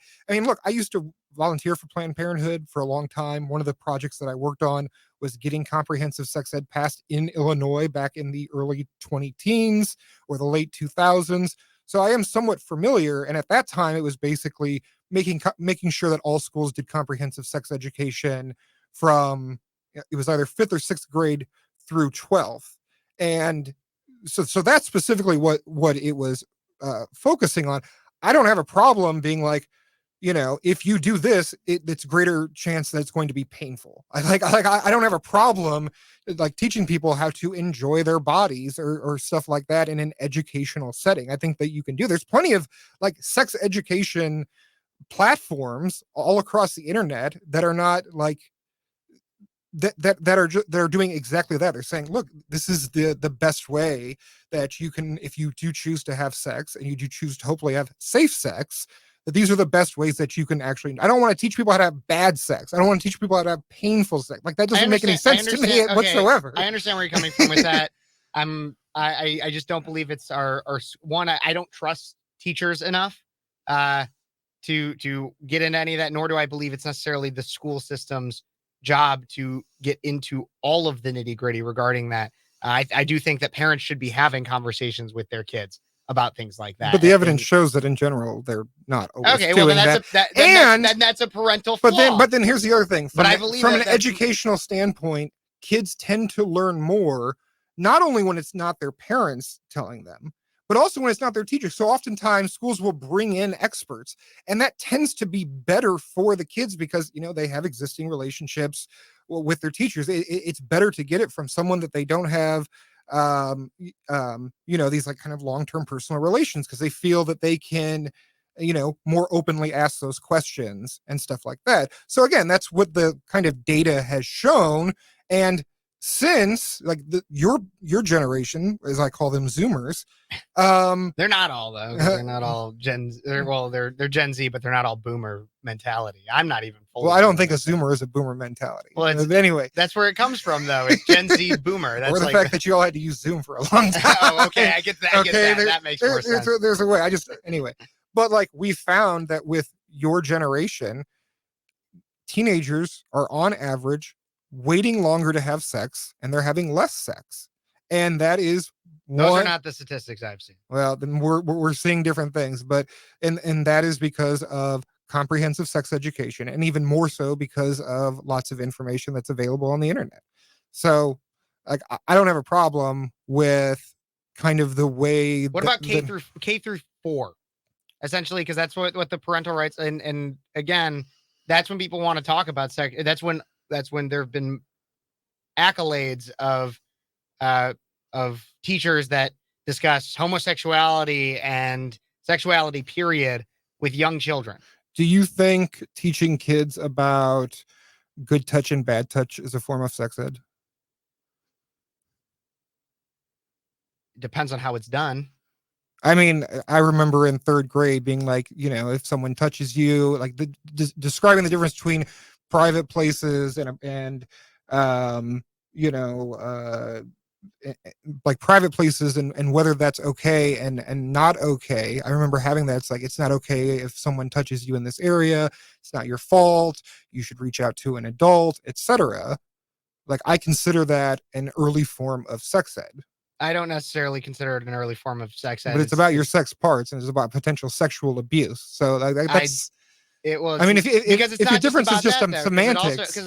Because it can also relate to just the idea of assault period and battery period. Like it's yeah, just. But I It's remember having more about personal space. I remember having a specific interaction. That's interaction education. I mean, but I remember period. having maybe I don't know if you did or not. I remember in primary school, I think it was 3rd grade, having one day having a specific conversation about being not allowing people to touch you in your private areas. That's not what I'm talking about. That's not what I'm asking about. What I'm asking about is genuine sexuality. Like you will have teachers of elementary school students that will get into pride, homosexuality, and all of and many ideas of sexuality. Young children exposed to books that do have pornographic images in them. Do you think there's a distinction between sexual relationships and romantic relationships? Yes. Okay. Do you think that it's okay to teach elementary school students that homo-romantic relationships there's nothing inherently wrong with them, you shouldn't bully people because of it, and that it's okay? I see there's nothing inherently wrong with it is the only one that I don't remember the preface of the question. I just remember the. I mean, that's do I think that's because I don't necessarily believe that there is nothing inherently wrong with a homosexual relationship, and that's where it becomes a problem for me. Because if we're not going to be also teaching the Bible in schools, or at least at age appropriate levels, then because within the Bible there is something inherently wrong with a homosexual relationship. I mean, I don't really care I do agree. Well, but if we're going to talk about the idea that kids should be exposed to different ideas, then shouldn't they also be exposed to the idea that, hey, maybe there is something wrong with it? And because there's parents that believe that. And again, I believe that parents should be leading a lot of these discussions. I don't believe in. And again, if they're not, that's a parental fault. But it is not always the job of the school to make up for where parents. There's parents that also believe in creationism. I don't think we should be teaching that in school either. So, I mean, look, I don't care if I don't care if somebody's magic book or whatever says that homosexuality is wrong, because I don't think there's anything inherently wrong with homosexuality. Just because something is not the norm does not inherently mean that it is morally wrong. I mean, Leviticus 18:22 says. I don't care what the Bible. That's never going to be a convincing argument. But I know I'm not. But the argument I'm trying to make is that because people hold different beliefs on that issue, along with the fact that teaching any level of sexuality at that very young age, and again, the way you are expressing your sexuality, there's no reason why a young child should be exposed to, like you might want to be attracted to a boy. There's no reason that you need to be talking about that. A teacher needs to be having that conversation with young children. I mean, if elementary school students already know enough to make fun of a person with gay parents, then maybe that conversation, they already know enough that that's occurring, that there are homo-romantic relationships that occur. If they already know at that early age to make fun of it, then yeah, I think to make somebody make fun of someone because they have gay parents or something. Then focus the conversation on anti-bullying. Okay, but I mean, again, that's all I'm talking about. I mean, that's all I'm talking about. You can tell somebody that it is not okay to make fun of somebody because of who their parents are, who they are, things like that. Okay. But again, there are classrooms in this country that include sexually explicit material at K through 5. Would you be, or K through 3, K through 4, because 5, obviously we have the puberty talk, but at that very young age, is that wrong? Yes or no? Maybe the specific things that you're talking about that I'm not familiar, it might be. I mean, do you sexually explicit material? Okay. Do you think that we should teach elementary school students, and we could sex segregate it if they want, the accurate names for all their external body parts? No, I don't think there's a necessity for that. Okay, because here's the problem: is that oftentimes families, they will make nicknames or code names for private areas. And I've heard this story. I mean, it may just be anecdotal, but I've heard it multiple times about a kindergarten girl who kept telling her kindergarten teacher, my uncle eats my cookie. And she kept saying it, initially the teacher's just like, oh, okay. And then she keeps saying, it's like, what is this? Who is this guy? The Cookie Monster? What is going on? Why is she always eating this guy's cookie? And then she finally asked the parents during a parent-teacher conference, saying, why does she keep saying that? Turns out Cookie was a nickname that they gave for a private area. And so if that child had known the medically accurate name for that external body part, that teacher could have prevented abuse from occurring. Well, it sounds like this is the whole if a child reason. came up and said something to me, it sounds like that teacher's dumb, because I would have I feel like I would have asked the question of, well, what is that? Like, what do you mean your cookie? Man, why are you telling me that? What do you mean your cookie? And then they probably would have made a motion to the area of where, like, I feel like to me, that story sounds, and I'm not necessarily saying you're a liar or anything. That story sounds super. I'm just saying, I'm not saying that type of thing is very common because the accurate names are not given. That's what I'm saying, is that giving as accurate information as possible is actually a preventative measure. It prevents abuse from occurring. So I don't have a problem if at a young age you just all you do is just to give the medically accurate names for all your external body parts. I don't care if you sex segregate, that's fine. But like actually give them the medically accurate names. I think that will actually prevent abuse from occurring. Okay, but again, so you gave an anecdote there. There's a school. I'll give an anecdote, a hypothetical, because again, to me, at best, that was a hypothetical as well. So there's a classroom, and a teacher has a book on the shelf that includes sexually explicit material, open for all the first graders to see.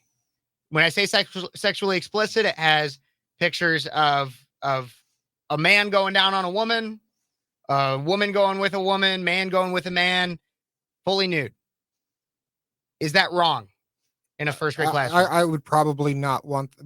I probably would say that shouldn't be in that specific classroom. Okay. And so, but if there's books in your classroom that you don't want, go to your school board, tell the school board, and the school board can democratically decide. That's why I think, like, even though I disagreed with the Hayworth decision, where they ended up firing that teacher who had this sex education book in her 8th grade personal library, at least that went through the actual democratic process, as opposed to the way that the laws are constructed in Florida, where one person can force the school district to pay money to investigate stuff, and then it ends up not being a democratic decision. There could have been the majority of parents in that district that didn't have a problem with some specific book or some specific thing, but instead of actually allowing the democratic process to go, that's what I see occurring with the Parental Responsibility Act in Florida, and I think that's a problem, because I think you're actually undermining democracy. There may be plenty of parents that are like, no, I don't have a big deal with that. Let that happen. Okay, so, I understand where you're coming from. That I think we found some common ground in there. Well, one last thing. Do you think that in K through 4 that the concept of consent should be taught? I'm not talking about sexual consent, merely the concept of consent to hug someone, consent to hold someone's hand, consent to play with somebody. Do you think that is something that should be taught at a very early age? I mean, yeah, but it's not in any way sexual. It's more about teaching personal space. Yeah. But later on, having that foundation can help with sex education. I mean, you're taught when you're in first grade not to hit people. Yeah. Like, in a way, that's a form of consent. Yeah, but again, I mean a very clear delineation of, like, even saying the word consent, of very clearly teaching out these concepts. And I'm not talking about in a sexual nature, but I think that is a form that could potentially be a form of proto-sex education that can occur in K through 4th grade. Yeah, and I think, I think by and large, the people that are on my side, and correct me if I'm wrong in the comments, yes, but please do. The people on my side, we don't really see that as sex education, but that's also not what people are angry about. People are angry about sexuality, like about the vastness of sexuality, homosexuality, polygamy, even certain levels of heterosexuality being discussed in classrooms. And they might be extreme examples, but they are happening. And so nobody is for what I understand. If you are, I'd love to have you on my show to talk about it, because I'd likely argue with you, but nobody is up in arms about saying, Johnny, you have to ask to hug Susie. Like, nobody is mad about that. Okay, but I mean, that's what I believe some of the education that's occurring at that level is. But under that Florida bill, if you say that it's okay for two two men to be married or two women to be in a relationship, and you don't mention anything about sex, one parent could possibly make a claim, and that could be excused. That could be prohibited from being said, because, you know, you might be willing to make a distinction between romantic and sexual. A lot of people aren't. A lot of people freak out because, in this Disney show, at the very last episode, it showed two women that live together married, and then they automatically assume that is somehow implying sexuality when it's just implying romance. So there are people on your side that absolutely think that even anything romantic somehow implies sexuality. I think it does have a level of implication. Then what's the difference between showing that, you know, men and women are in relationships? Is it just because that's the norm? I'm like men and women are in romantic relationships. We learn that very, very young, that men and women, it's very common for men and women to be in romantic relationships. Because, one, that's the natural state. Yeah, it's the norm. It's the natural state, and the fact that there is no biological there's no biological benefit other than pleasure to be in a homosexual relationship. I mean, yeah, even in a romantic relationship, there's pleasure involved. I enjoy being around. Well, absolutely, but there are other benefits to a heterosexual relationship that are not included in a. Yeah, but there's lots of hetero romantic relationships that have no. They don't want to have kids. That has nothing to do with that. And I look down on them just as much. Well, I mean, okay, I am for freedom here, and Kevin looks down on freedom. No. That's what he just said. I'm not saying that you can't necessarily choose to do that. I'm just saying that I think that's not a policy discussion. I'm not saying you should say, oh man, if you're gonna be married, you have to have children. I'm just saying that I think you're wasting your time. Do you think homosexuality is a sin? Yes, I do believe homosexuality is a sin, but I also believe a lot of things that I do are a sin. I want to be clear there too. I can drink too much. I've heard about them. I'm just kidding. I can drink. I'm not trying to out you. I've lusted after people. I am a sinner. I do believe homosexuality is a sin. My problem is not necessarily with the sin itself. It's that we exalt the sin as if it's like I am not proud of my lust. I'm not proud of my lust. The entire idea of the LGBTQ movement is called pride. So they're engaging in pride of their sin, and again, that gets into a biblical argument. Do you think that homosexuals that don't repent are going to hell? Yes. Okay. I believe that if I don't repent for the sins that I do, I will also be damned to hell. So, well, I hope you do repent. Do you go to confession? I do. Okay, good. I do. So, otherwise, I'd worry about your eternal soul, man. I know you would. I would. Yeah. You would. My grandfather's Catholic. My grandma, I am, but I worry about. I don't worry about my eternal soul. I worry about your eternal soul. What if we're all right? I know this is like getting on a tangent here, but what if we're all right? Like, I've always thought about this. Like, what if whatever you believe in is what is right?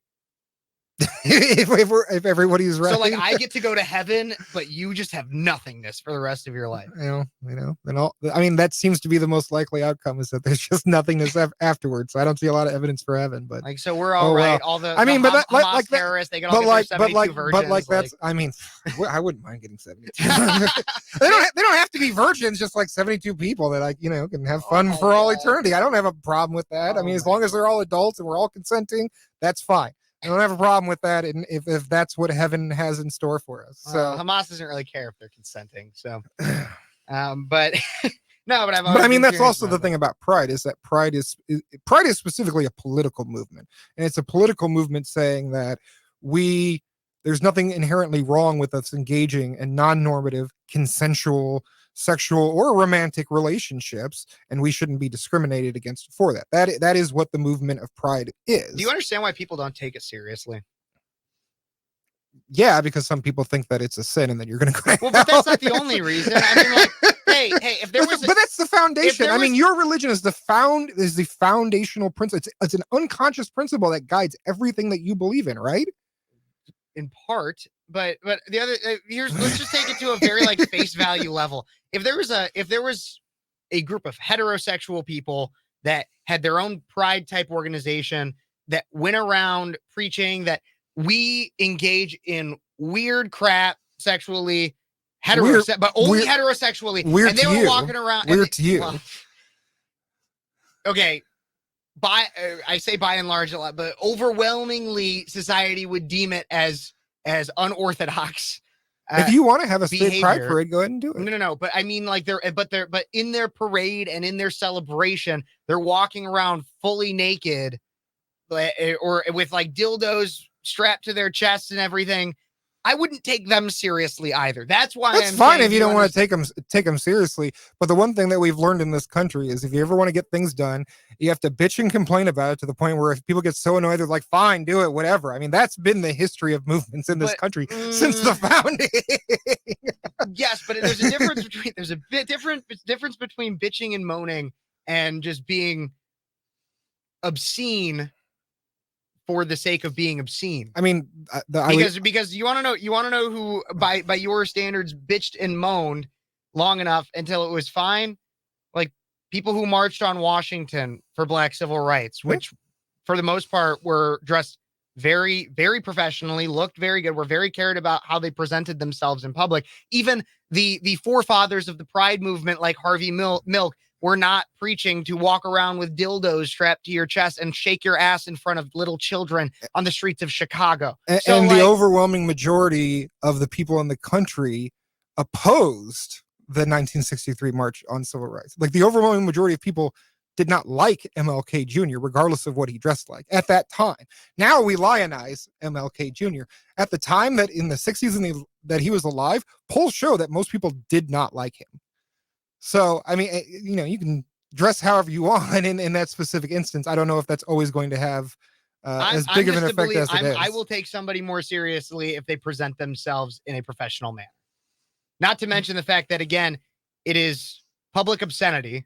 Like if I was caught outside taking a whiz in Central Illinois, so my dick is out, I could get arrested for public nudity. If you're there are people at these pride parades that are. If you're in an alleyway, I don't think that you should get arrested for public nudity. If you're in an alleyway and you just gotta go to the bathroom real quick, and I think that's wrong. And you could also be put on like the sex offenders list, which I also think is wrong, just because you're trying to go to the bathroom. I actually know people that are on a sex offender list because they were taking a whiz in an alley. But I know people that are in that same that have been in that situation. But my point is what about what?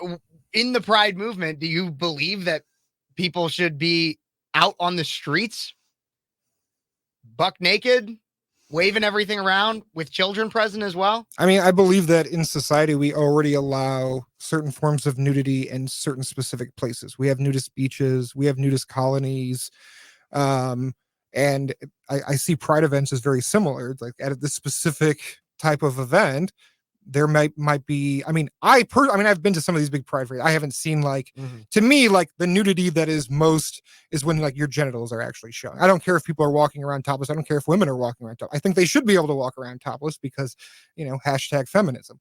But, I haven't personally seen, they might be in very skimpy clothing, but again, I don't, this might be a difference between you and I don't see the body as inherently sinful or if there's anything like explicitly wrong about the human body. Do you think it'd be but do you think that could you understand the reasoning why people would not want children in attendance at these events? Yeah, don't take your kids there then. It's really that simple. Just don't I'm not going to force you to take your kids there. Why? If your future children sometime in the future. I know that, but so then shouldn't they be, because there have been many that are advertised as fun for the whole family. Yeah. Again, I don't see anything. And again, we have nudist colonies where whole families go, and it has nothing to do with anything like specifically sexual at those news. They just like to be nude. I don't see anything inherently wrong with the human body. Where do you derive your morals from? Do you have them? Do I have morals? Yes, I have morals. Are you actually? It's a genuine question. Yes. Are you asking if I have if I believe in certain natural made morals or God, objective morals? Kind of, yeah. Kind of. That's kind of, I'm just wondering where is your book? Obviously not necessarily, it's kind of it's not the exact way I want to word it, but what is your what code do you follow in your life and why do you follow that? I base my morals on basically the habits and that we learn from society, and I especially base them on certain ways of being free. So the habits we learn from society. So yeah, and I mean, the significant portion of our morals in our society are fundamentally, a lot of them, not all, but some very, very basic levels of them are fundamentally Judeo-Christian. Yeah, and I mean, in Western society, I mean, and that's the society you grew up in. Well, I mean, we have a very secular interpretation in the West of a lot of those. So, but I mean, it used to be moral to, beat and or, sexually assault your wife. So, I mean, I don't agree with that. There are all sorts of things that in tradition that I don't agree with. I'm going with the very basic level, like thou shalt not kill, thou shalt not. Well, that's like, but like that shall not unjustifiably, like there are justified reasons that you can kill somebody. If somebody's attacking you, you have the right to defend yourself. Yeah, and that's what that commandment specifically means. But that's what I mean. It's not even just in the commandment sense. Just like the idea of like those are a lot of our fundamental morals. Like you're not going to violate somebody else's personal space in terms of crimes such as rape, assault, battery, anything like that. Yeah, I agree with all that. So yeah, we shouldn't do that. Those are all fun. Those all were derived from, and the reason why they are enshrined into law are because of the Bible. No, they weren't. They weren't enshrined because of the Bible. They were enshrined because they make societal sense. I mean, it's not as if societies prior to the Bible ever being written didn't have these rules. I mean, that's kind of. I think that's silly, but so. I mean. Actually, societies before the Bible existed, many of them didn't. Some of them didn't. I mean, if they didn't have those rules, if they didn't, it was a lot of that was influenced by Judeo-Christian ideology. Well, I mean, so what I'm trying to say here is that a sense of your morality stems from Judeo-Christian ideology. I believe that there are plenty of societies that have existed that had no connection with Judeo-Christianity that did in fact outlaw murder and assault and rape and stuff like that. So I guess I just disagree with the premise. I agree with all those things for whatever reason, based on how, the way that these types of things unconsciously build up into you over time, and morality is itself kind of a social construction. For whatever reason, hearing about somebody just indiscriminately murder somebody, it gives me a visceral feeling against that. And so that's why I'm against. I don't know. I don't think there's ever going to be a clear explanation for some of the things of why specifically that attaches itself to me, that gives me a visceral reaction to it. But I do have that, and I'm willing to defend that is not the right thing to do, to just indiscriminately murder people. So. You don't really know where your morality is derived from. Basically, just social constructs. Yeah, I mean, that's where it's derived from. That's where your morality comes from. Yeah, okay. I mean, I think that's technically where all of our morality is. You can write it down in a book. I mean, and there's plenty of books on morality, whether it's from the Bible or not. But ultimately, I think they all just come like the ought statements, what one ought to do and what one ought not to do, ultimately just come down to the habits that we learn from society and tradition, and then we can reflect on those on our own. And again, there's lots of things that were taught in the Bible that I think are morally abhorrent. So do you think there's such thing as objective morality? No. I don't think there's some morality like hidden out there in nature. I mean, look, this is something that's called like the is-ought distinction. Yeah. Is statements or descriptive statements are not the same as ought statements. So there's something called the naturalistic fallacy, where just because something is natural, you assume that it is moral. It's a fallacy. Like cancer is natural. I don't think most of us would think that it ought to occur. So I understand what you're saying. I mean, that's the distinction between is statements, like actual natural things, and then ought statements, which, I mean, yes, they're subjective. They're subjective in the way that there's not like this eternal essentializing, foundationalizing. And again, just with murder, there are legitimate reasons that you can unalive somebody. Like there are legitimate reasons to do that. Even within the Bible has all sorts of exceptions on when you're allowed to do that. Yeah. So there's always nuance and context involved. I mean, obviously, I don't think nature has a specific rule somewhere hidden that says don't murder. I mean, go try out and go into the woods and come into a tiger and say, oh, no, I'm a human. I have a natural right not to be killed, and see what the tiger says. The tiger doesn't care. The tiger's going to eat you. I mean, if it thinks you're tasty, maybe it'll bite you and not think you're very tasty. I don't know. here. I want to talk about journalism a little bit. You're a local journalist. I don't necessarily classify myself as a journalist. I know there's some questions that I think you had on this topic.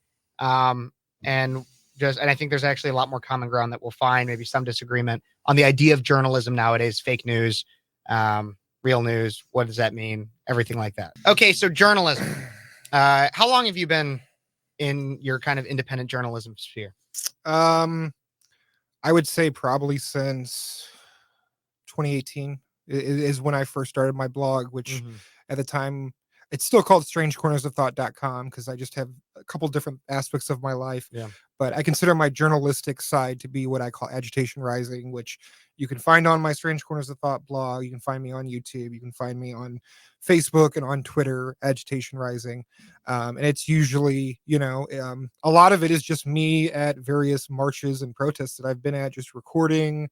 I've done interviews. Obviously, I've done pieces where I actually respond to people or respond on certain issues. I've responded to some things that you've said a couple times, and I had to correct myself at a very, very grievous error. I don't think I'll ever live down, but yeah. So at least you didn't misgender me. So not yet. Not yet. Go for it. Every time you reference me, you have my full permission to call me a she. Okay. I don't care. All right. I don't care. I've identified it as a woman when it's convenient. Reproductive rights. There's health care, women's rights for health care.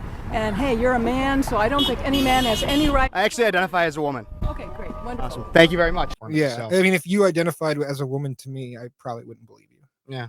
Well, yeah. I identify as a woman. I don't believe you. Well, that's perfectly fine. You're just a transphobe. Well, no. I mean, you want to know why? Why? Because you don't appear to have any secondary female sex characteristics. You don't appear feminine in any way. I don't have an Adam's apple. I don't have a profound Adam's apple. I've always been very self-conscious about that's it. That's one male sex characteristic. I've been very self-conscious about my entire life. You don't appear to had to basically tangentially bring it up like that. Yeah, so you don't appear to be feminine in any way. You don't go by any feminine linguistics. And also, I've heard the words that come out of your mouth. So that's why I would be skeptical if you just came up and said that to me. So, but that's how I base that on. I mean, if someone tells me that, I'm like, okay, well, maybe. Now I get you. Okay, but journalism, we've had this conversation before, like privately, in terms of I don't consider myself a journalist, and you tell me I'm selling myself short. I think you are selling yourself short. I mean, do you report on factual information? Yes. Well, I do report on non-factual information. That's like what? Well, I report on when the president lies to people. But it's factually true that he's lying. Yeah, that's true. Right? And I agree with you. The presidents lie a lot. It's probably an essential quality of the job is to lie. Might be part of their essence. The government lies to us more than it tells the truth. That's one of my staples. But no, I don't consider myself a journalist. I'm an opinion host. I'm not. I'm rarely. There's been times where I've had journalistic qualities. I mean, like when I have gone to I've gone to some protests and things. I've interviewed different politicians and such, and those might be more journalistic. But overall, my show is I take other articles or I take other news stories and you report on them, and I give my opinion on them. But you report on them and then give your opinion on them. But I give my opinion on them. So, I mean, do you think that's the difference? Is whether you actually whether you explicitly are showing your own bias or your own opinion on it? You think that's the difference between a journalist and allegedly what you do? Well, and again, because I see like Washington Post and I see New York Times and so many of these mainstream media sources, and I'll tell people they do the same thing I do. It's not journalism. They're just giving their opinion. I do believe that there is a sense of near objective journalism still out there, but I don't. But it's far and few between. Well, like who? Like, can you give an example? My best example. I don't talk about it very much on my show or anything like that. But I have a sister who's a journalist. Don't tell anybody. For a major news network. And I don't believe the news network itself is in and of itself objective. But when I try to have conversations with her about things that are going on in the world, I'll try to get her opinion. Even privately? Even privately. She's like hardcore on She is hardcore. Like I will try to have conversations and I'll be like, what's your opinion? And she's like, well, this is what's going on this side. And this is what's going on this side. And I'm just mad because it's consuming my life because it's my job. And that's how she talks to me about it. And then I'll give my opinion on something and then she will push against it. And like, I know based on her upbringing that she likely more agrees with me, that she is not actually in belief of whatever she is arguing with me. She's doing it because that's like what she does professionally. And she knows that it gets on my nerves sometimes. So you don't like, so I know that there are a sense of objective journalists out there. or near objective journalists that are more quality of what journalism is supposed to be. I mean, so that's why I try to make a distinction. And again, I don't believe that it's the overwhelming majority of journalism. I don't believe that most people that claim to be journalists are genuinely journalists. I think most are in some way an opinion piece, opinion host, opinion writer, anything like that. But I mean, so regarding your secret sister, I would say that the bias. It's not a secret that I have a sister. I just don't talk about her job or anything because I don't want it to. That's valid. You're valid in having that belief. I mean, and this might not even always be her choice, but the choice on I'm going to specifically focus on this. Like I'm going to specifically focus on the speaker's race. That's the choice that maybe, probably it's just her boss is telling her that she has to do that. But that is itself a certain type of perspective that's being presented. Kind of, but also like her job at the network is to cover things that are coming out of Congress. And so they think, and that's the perspective that like these certain things from Congress are specifically more important than other issues. Like that's the perspective that exists. So like, NPR, which, whether they like to, but again, that's not the individual. Like I'm sure if she was able to, and she was able to make as much, have all the benefits and everything, just doing her own independent journalism, and there weren't the barriers to entry, she would do it heavily objectively.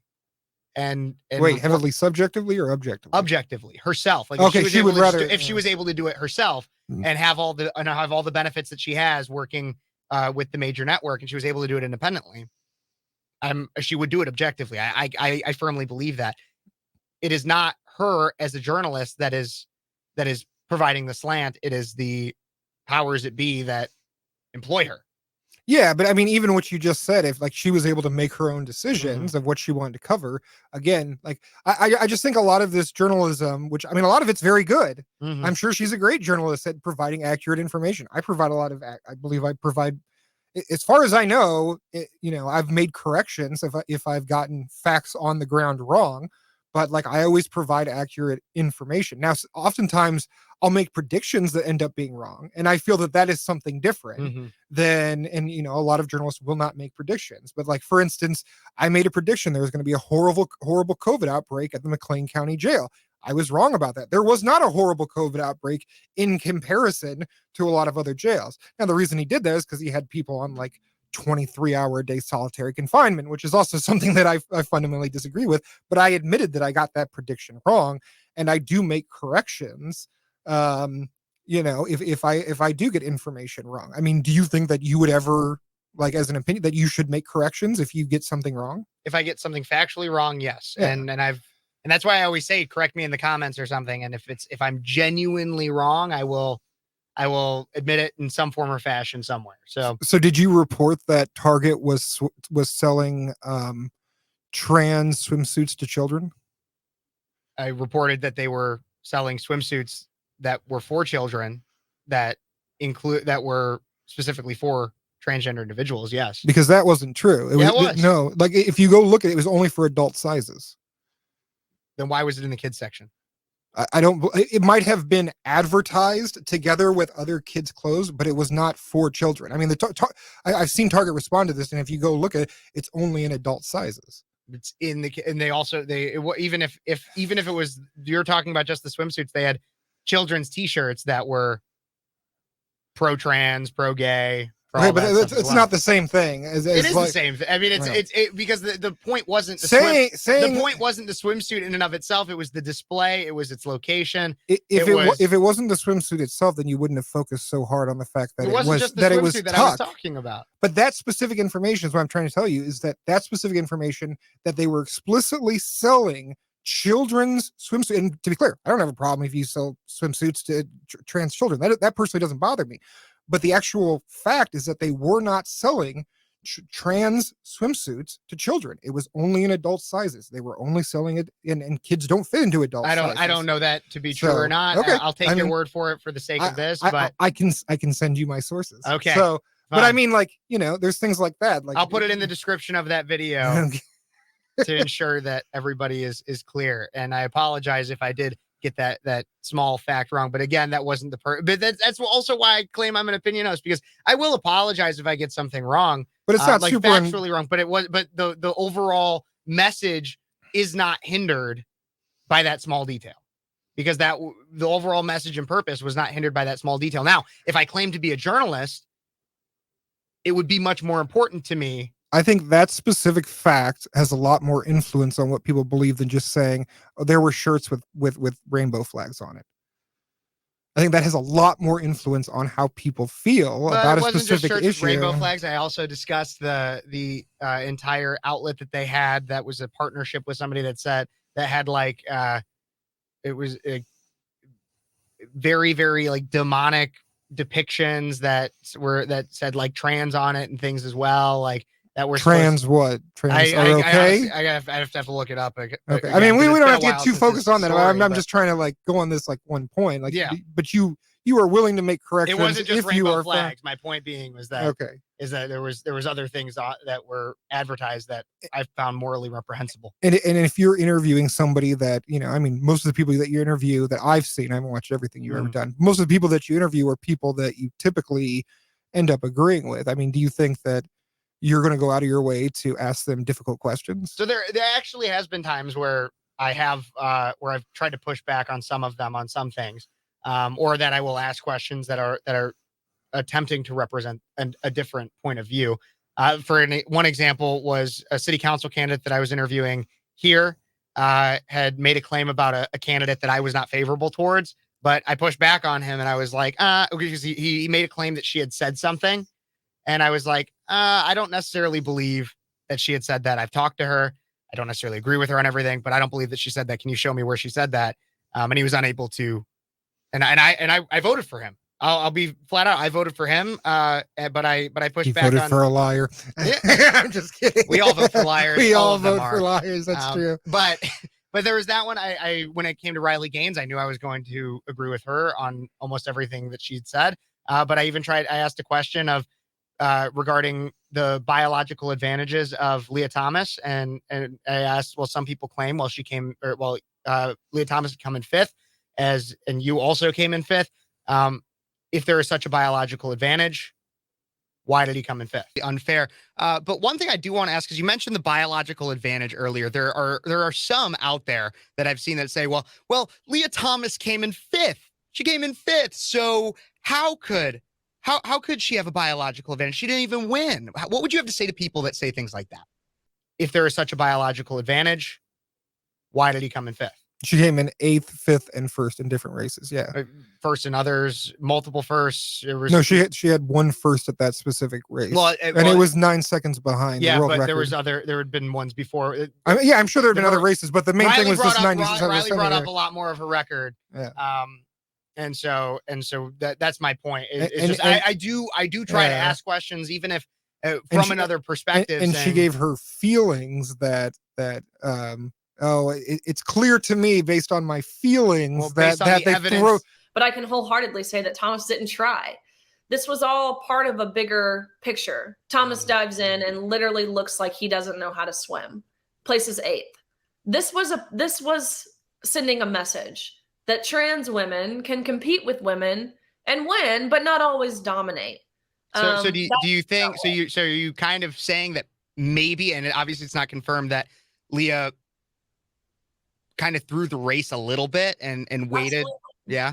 Yeah. We were. No, the evidence was that she came in 8th, 5th, and 1st. She did really good in one race. She tied with Riley. Riley got the exact same score as she did. And then 4 other cis women blew them both out of the water. And then she came in 8th in another one, which means 7 other cis women blew her out of the water. So, I mean, that's the actual empirical evidence. Riley had a feeling that, she must have been throwing the race because that's as if Leah Thomas winning that one race didn't get her like tons of hate, as if it would have been that much bigger had she won another race.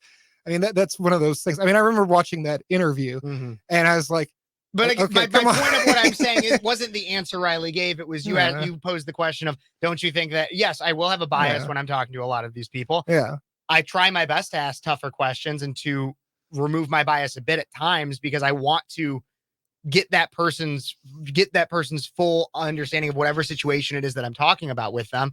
But that's another reason why I'm not necessarily a journalist. While I want to find different answers and poke holes in arguments to get to answers, I will be forthright when I agree with them.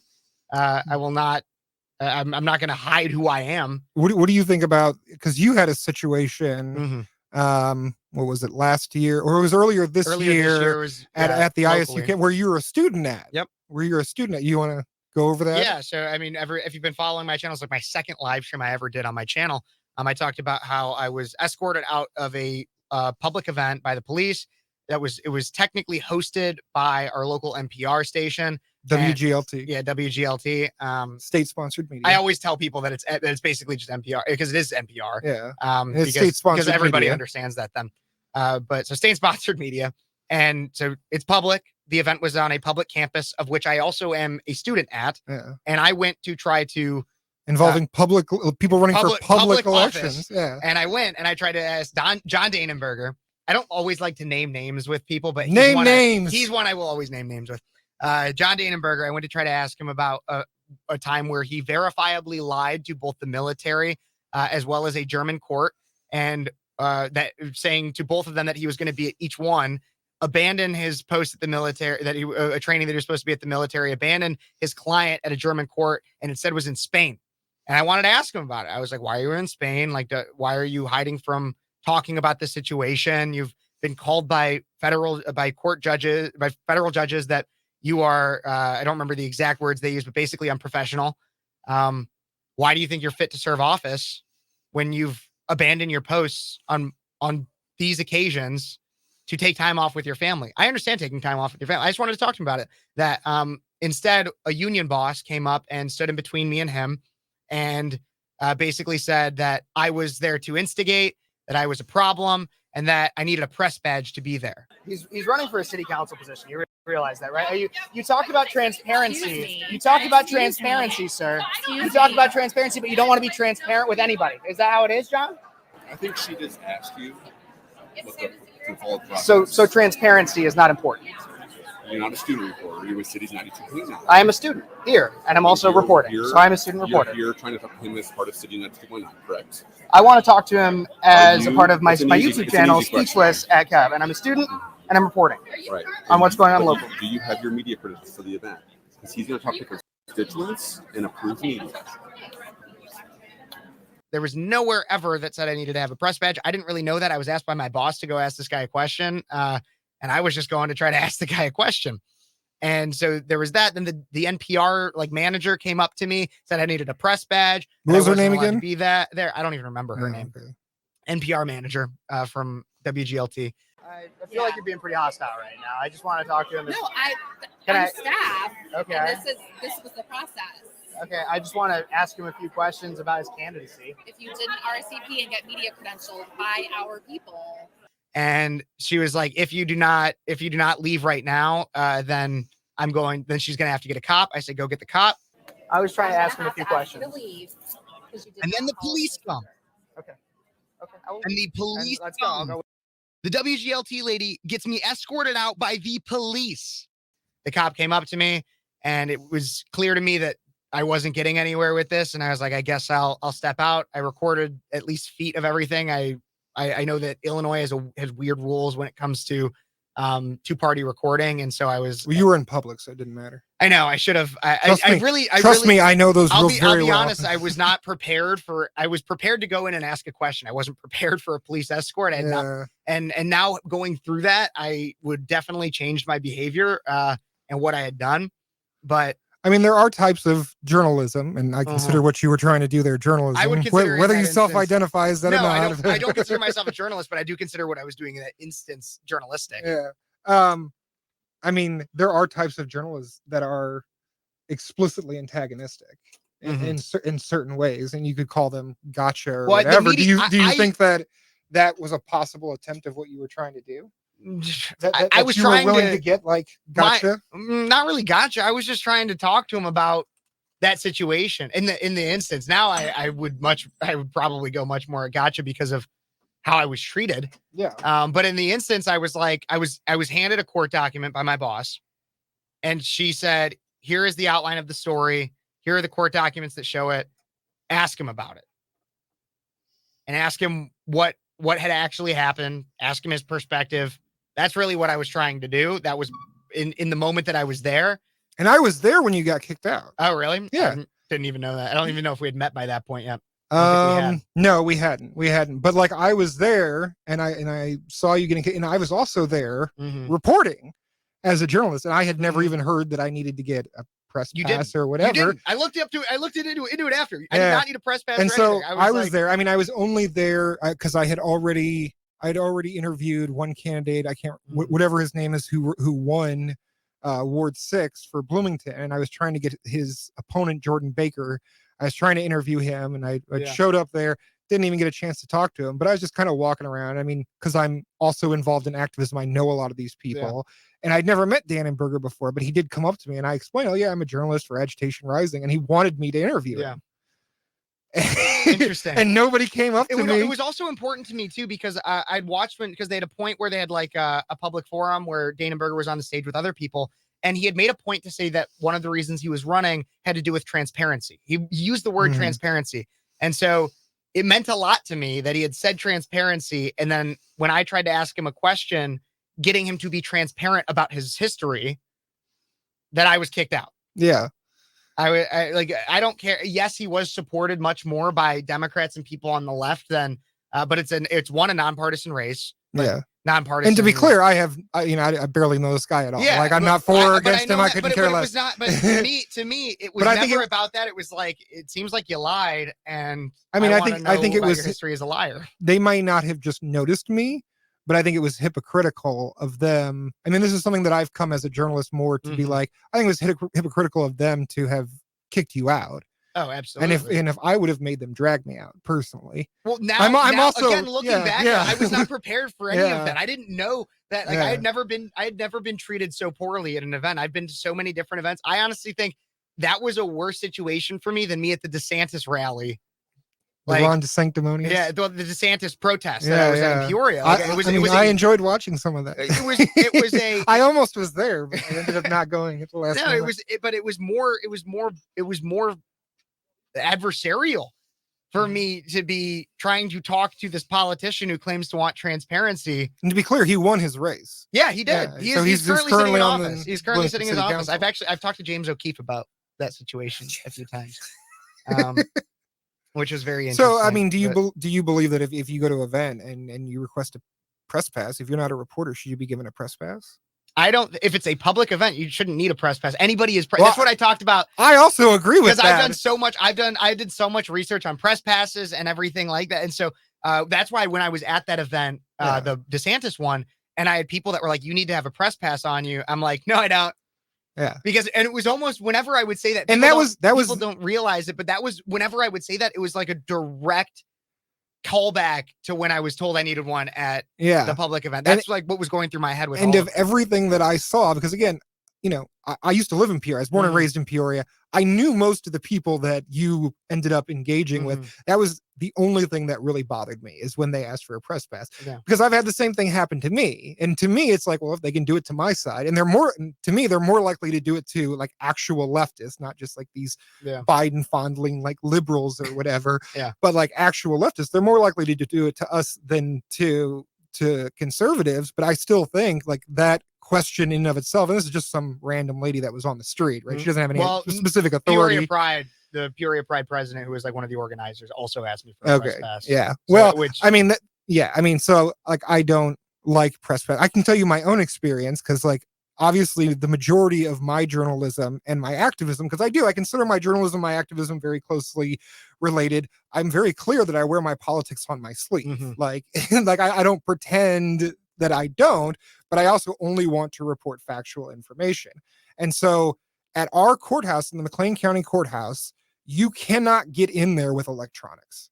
It's one of the few courthouses I've ever been to where you cannot bring electronics into the courthouse as press, unless you have a specific press pass. Most courthouses, you can bring electronics in regardless. Really? You don't have to be. Every courthouse I have ever been to they say leave your phone in your car. You're not allowed to have it in Then there. we've been to very different, like Peoria. You can bring an electronic. Like, I'm talking like I've been. Now there's to a difference between the courtroom and the full courthouse. And so in Peoria, it's you can't bring it into the courtroom, but the courthouse itself. Yeah, I've never been to a court where I haven't wanted or I haven't been there. Yeah, just going to a and so I wanted to get a. Not that I'm like always on trial or anything, but I have gone on. I went to field trips to like the federal court in Chicago. I had a speeding ticket one time, like things like that. So. Yeah, and so because I focus so heavily on policing, but also incarceration, the criminal justice. I mean, that's really like one of my main reporting areas. I wanted to get a press pass so I could actually get in the damn building with my electronics. Yeah.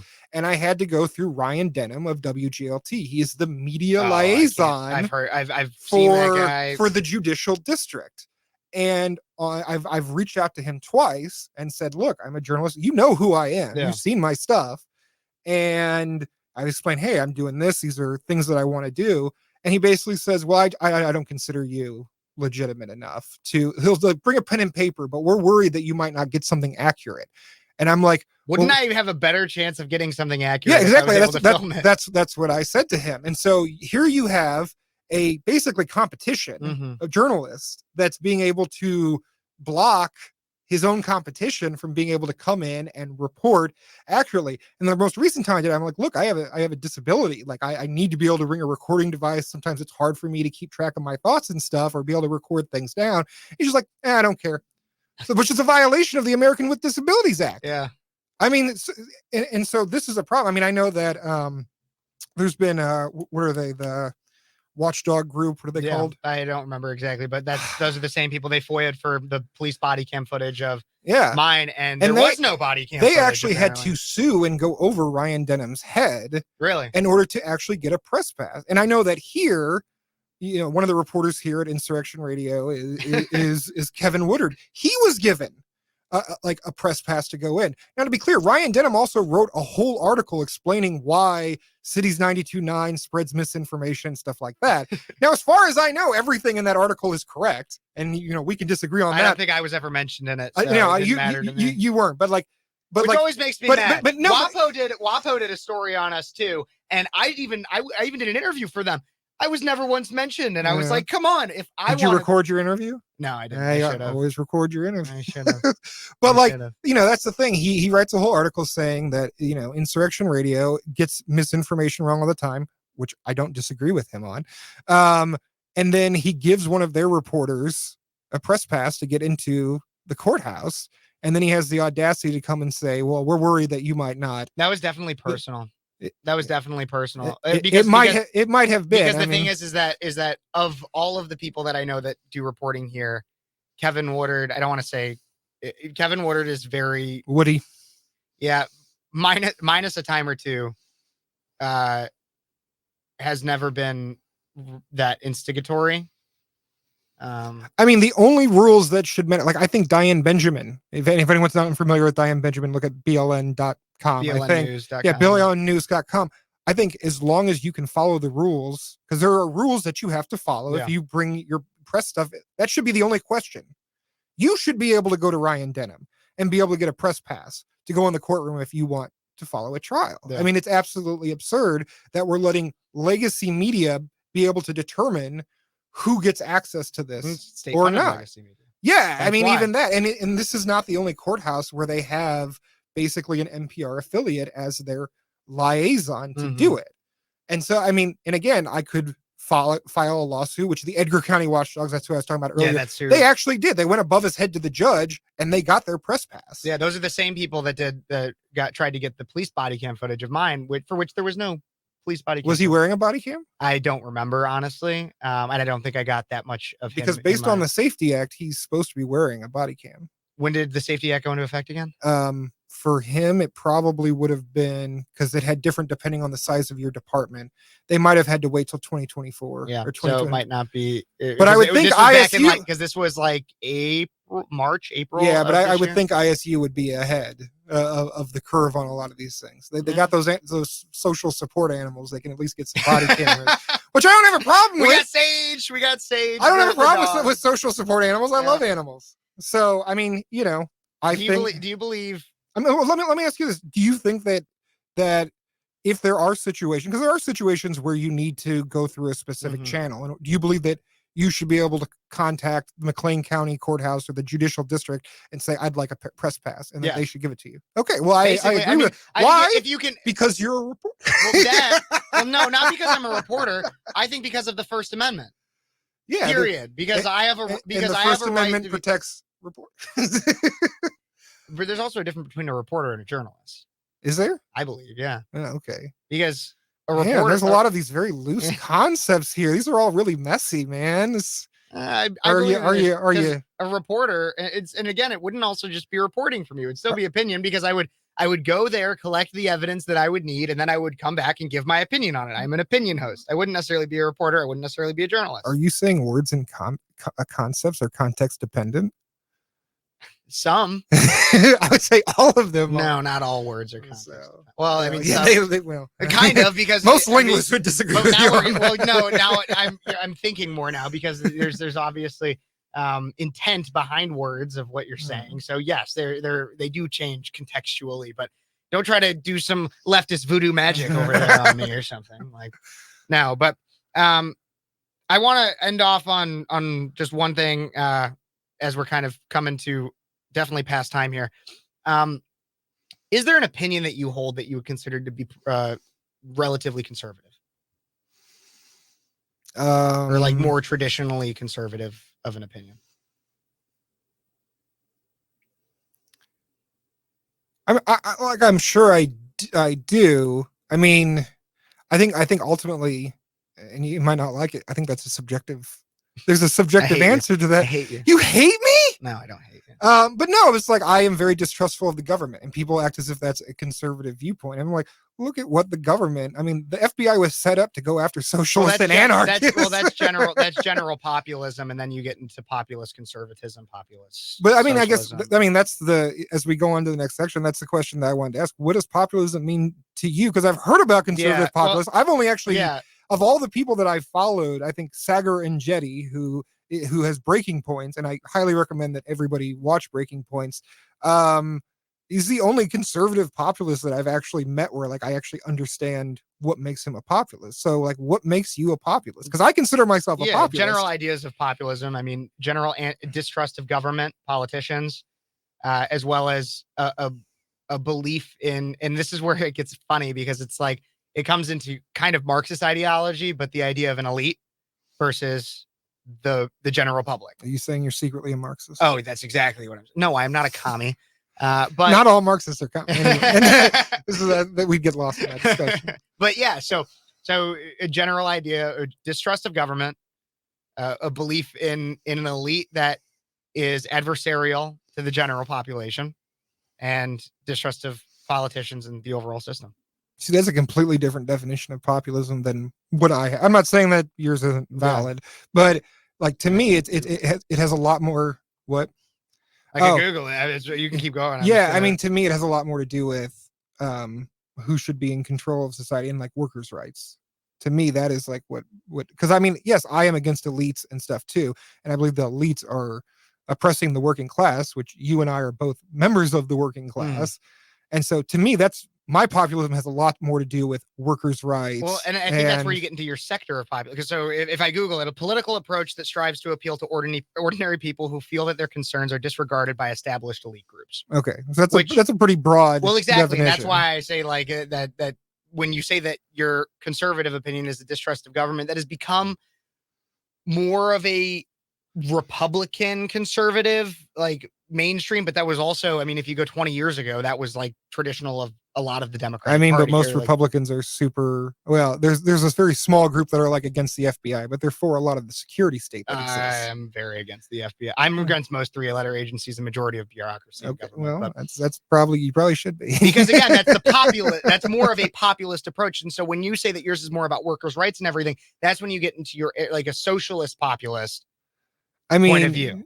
As I am a conservative populist, I don't necessarily believe that it needs to do with that there's a need for unions and everything. You don't think there's a need for unions at all? Well, I think in a perfect world, unions could serve a benefit, but I think that in our flawed world, unions in practice tend to lead to its own sense of the mob, in which we've created, an elite through our unions. Like, or if you look at the people who are in charge of unions and the people on the administrative side of it, they are in and of themselves their own elite that work against the average, their working class. Yeah, I mean that's and they'll keep them tame with good enough benefits. By the way, that's a leftist critique right there. There's a lot of leftists that would make that exact same critique. I mean, because it's populist, because it is a popular, and so like I understand, but I understand that that's where you can find common ground on it. Oftentimes our solutions are much different, and that's where you get into the sectors of whether or not you're conservative, socialist, Democrat, populist. I guess what are your positions on protecting workers? I think that there should be general guidelines. I think every worker should have the opportunity to advocate for themselves. I don't think that unions should be the end all be all for. Do you think unions should exist? I think they can. But I don't think that they should in any way be forced. I don't think that a public school teacher should be forced to join a union. I think that they should be able to negotiate for their own salary and their own benefits if they would like to. There should be no forced reason that anybody pays into a union.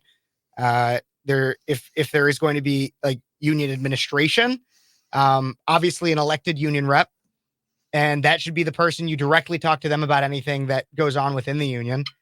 And then you can have other officers of members that are workers within the union itself that also take on the job within the union. It should not be, if you are not currently working the job for which you are a union member, that you are a union rep for, that you are a union treasurer or anything like that, then you should not be representing them. Did you vote for the union bill, the amendment to the Constitution that recently got passed? You voted against it? Yeah, against it. Well, because again, in practice, I believe that unions are oftentimes heavily corrupt. Okay. Do you support like higher minimum wages? No, because I believe you should be able to advocate for yourself. If we get into a marketplace in which there are 10 people applying for one job and only one person is going to be able to get it, you should be able to say, hey, I'm willing to work for $5 an hour. I'm willing to work for that. If I am willing to work for that much, I should be able to advocate for that. If that's the marketplace that we're in. Okay. So when it comes to the minimum wage, not to mention the fact that at a federal level, if we are going to have minimum wages, which I'm not 100% against, but we should have no minimum wage at the federal level.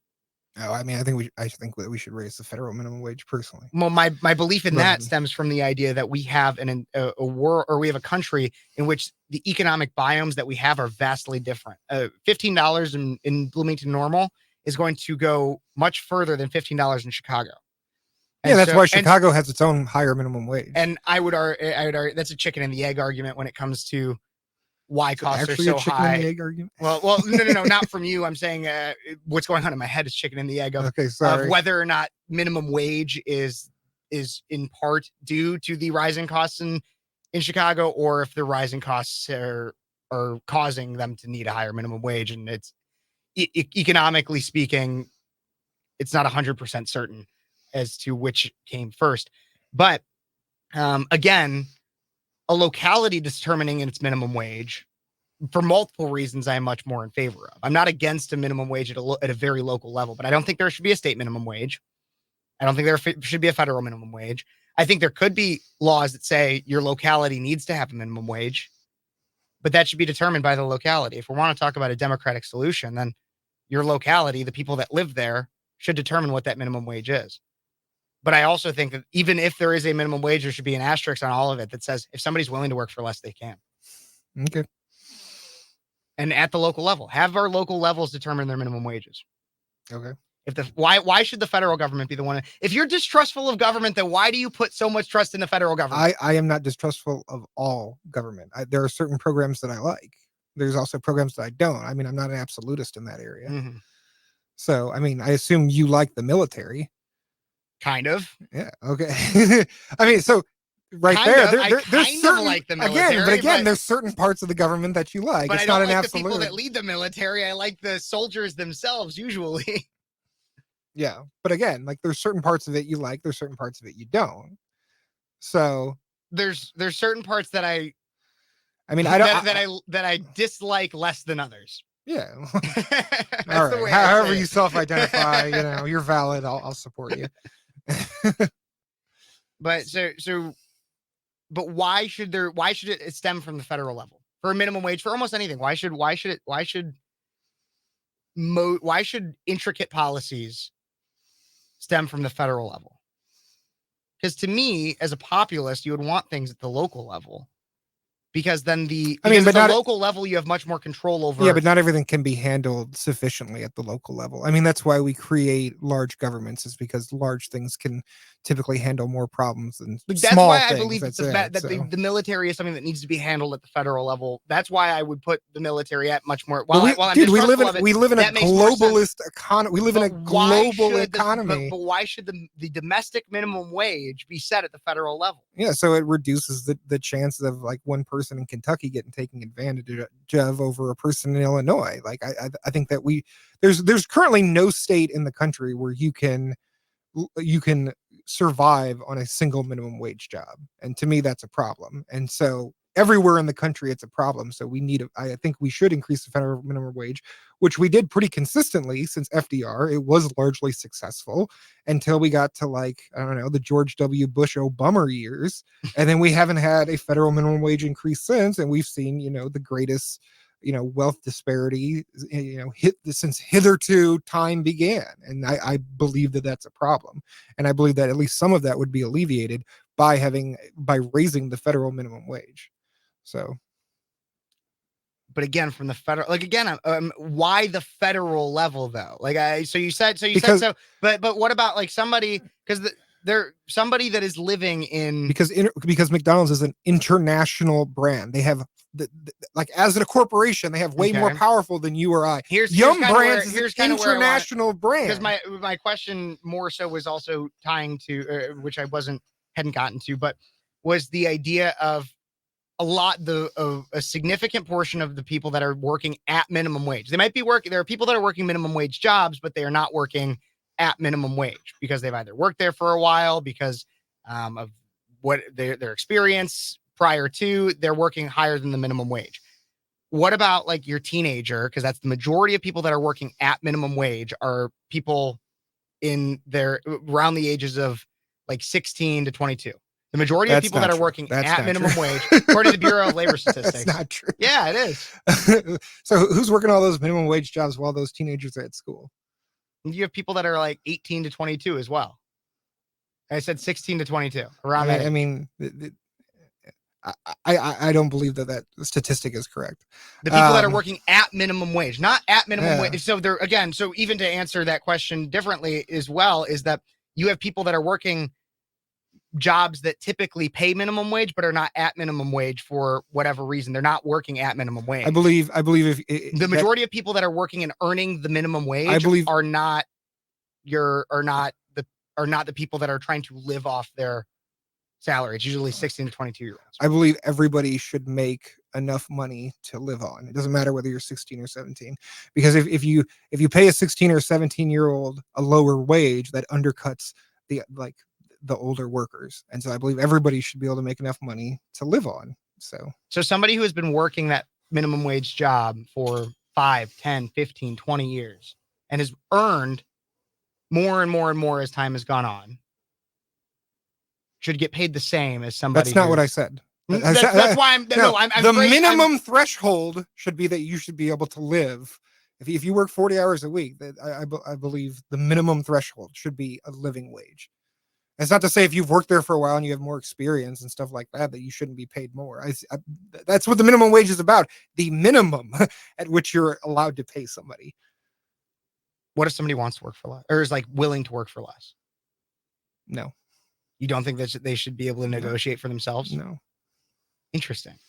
If somebody wants to work for less, you think the government should prohibit them from? I think that would undermine from the private business. I think that would undermine other workers, and I think that would end up being defeatist in the long run. So interesting. But that's my populism. Interesting. Well, to answer my own question that I started the ending with was because I asked you if you had any conservative opinions. More liberal opinion that I have. And while I got into some of the populism and everything, which can be misconstrued as being even Marxist almost. But I'm gonna make a shirt about this. I'm actually very anti-death penalty. Okay. I'm very anti-death penalty. I used to be pro-death penalty, and then I used to be very pro. And then I became anti-death penalty. What's your reasoning? Well, one, I don't think the state should be able to have the power to kill its own citizens. I think very much part of why I'm as well. I also don't think it's effective. Like the type of people that murder people, it's typically they're either an organized crime, they're sociopaths, or they're crime of passion. So like the rationale that is not going to be factored into them committing that crime. It's more expensive, not just from the fact that you have to have so many appeals, which I don't want there to be less appeals. I want there to be as much judicial process as possible. But also when you put somebody in a death row, like it costs more to keep people in death row. It's higher security. It's just overall, I don't believe it's effective. And that's why those are all the reasons that I am. No, I'm in agreement with all that. On top of, there have been several instances in which innocent people have been executed. And I think that the way I see it is, so like, just for the sake of simple numbers, if we had 100 people that were on death row and 99 of them were 100% guilty, one of them was innocent, but it wasn't until 10 years later that you'd find it out. I would rather have 99 people that are guilty sit in a jail cell for the rest of their life, and that one person at least sit in that jail cell for 10 more years until he's found innocent and then be released, than for that person to be killed. And then he should be given reparations if he's innocent. Yeah, I agree with that as well. He absolutely should be given reparations. There's another thing. You support some kinds of reparations. Piss off. Some kinds. I said some kinds. I didn't say all on kinds. A very individual basis. But so I would much rather have all the guilty people rot in a jail cell and the one innocent person get to live. But we are coming above 2 hours here now, later than I know you even expected. Zach, any final thoughts? No. No. Check out some stuff on Zach's channel. It will be in the description of my video. If you're watching on Zach's channel, definitely check out some of my stuff if you want a differing opinion. I loved having this conversation, Zach. Let's definitely do something like this again as new things come up. Everybody, thank you so much for watching. And if you like this, don't forget to like this video on either channel, subscribe to all of our channels, share it with your friends, and comment what you think on. Stalk us on Instagram, all the things. Stalk all of us, everything like that. Yeah. God bless you guys. God bless America, even if you don't believe in him. Praise Buddha. And thank you for watching. Thank you so much for turning into Agitation Rising, your source for local, leftist, independent journalism in Central Illinois and beyond. You can always find our articles on our blog, link in the description. Please like, subscribe, and comment. Agitation Rising is under the Strange Corners of Thought umbrella, so feel free to contribute directly to our Patreon, or donate via PayPal or Cash App. Again, links in the description. Keep agitating, keep rising, and we'll see you on the other side. Thanks.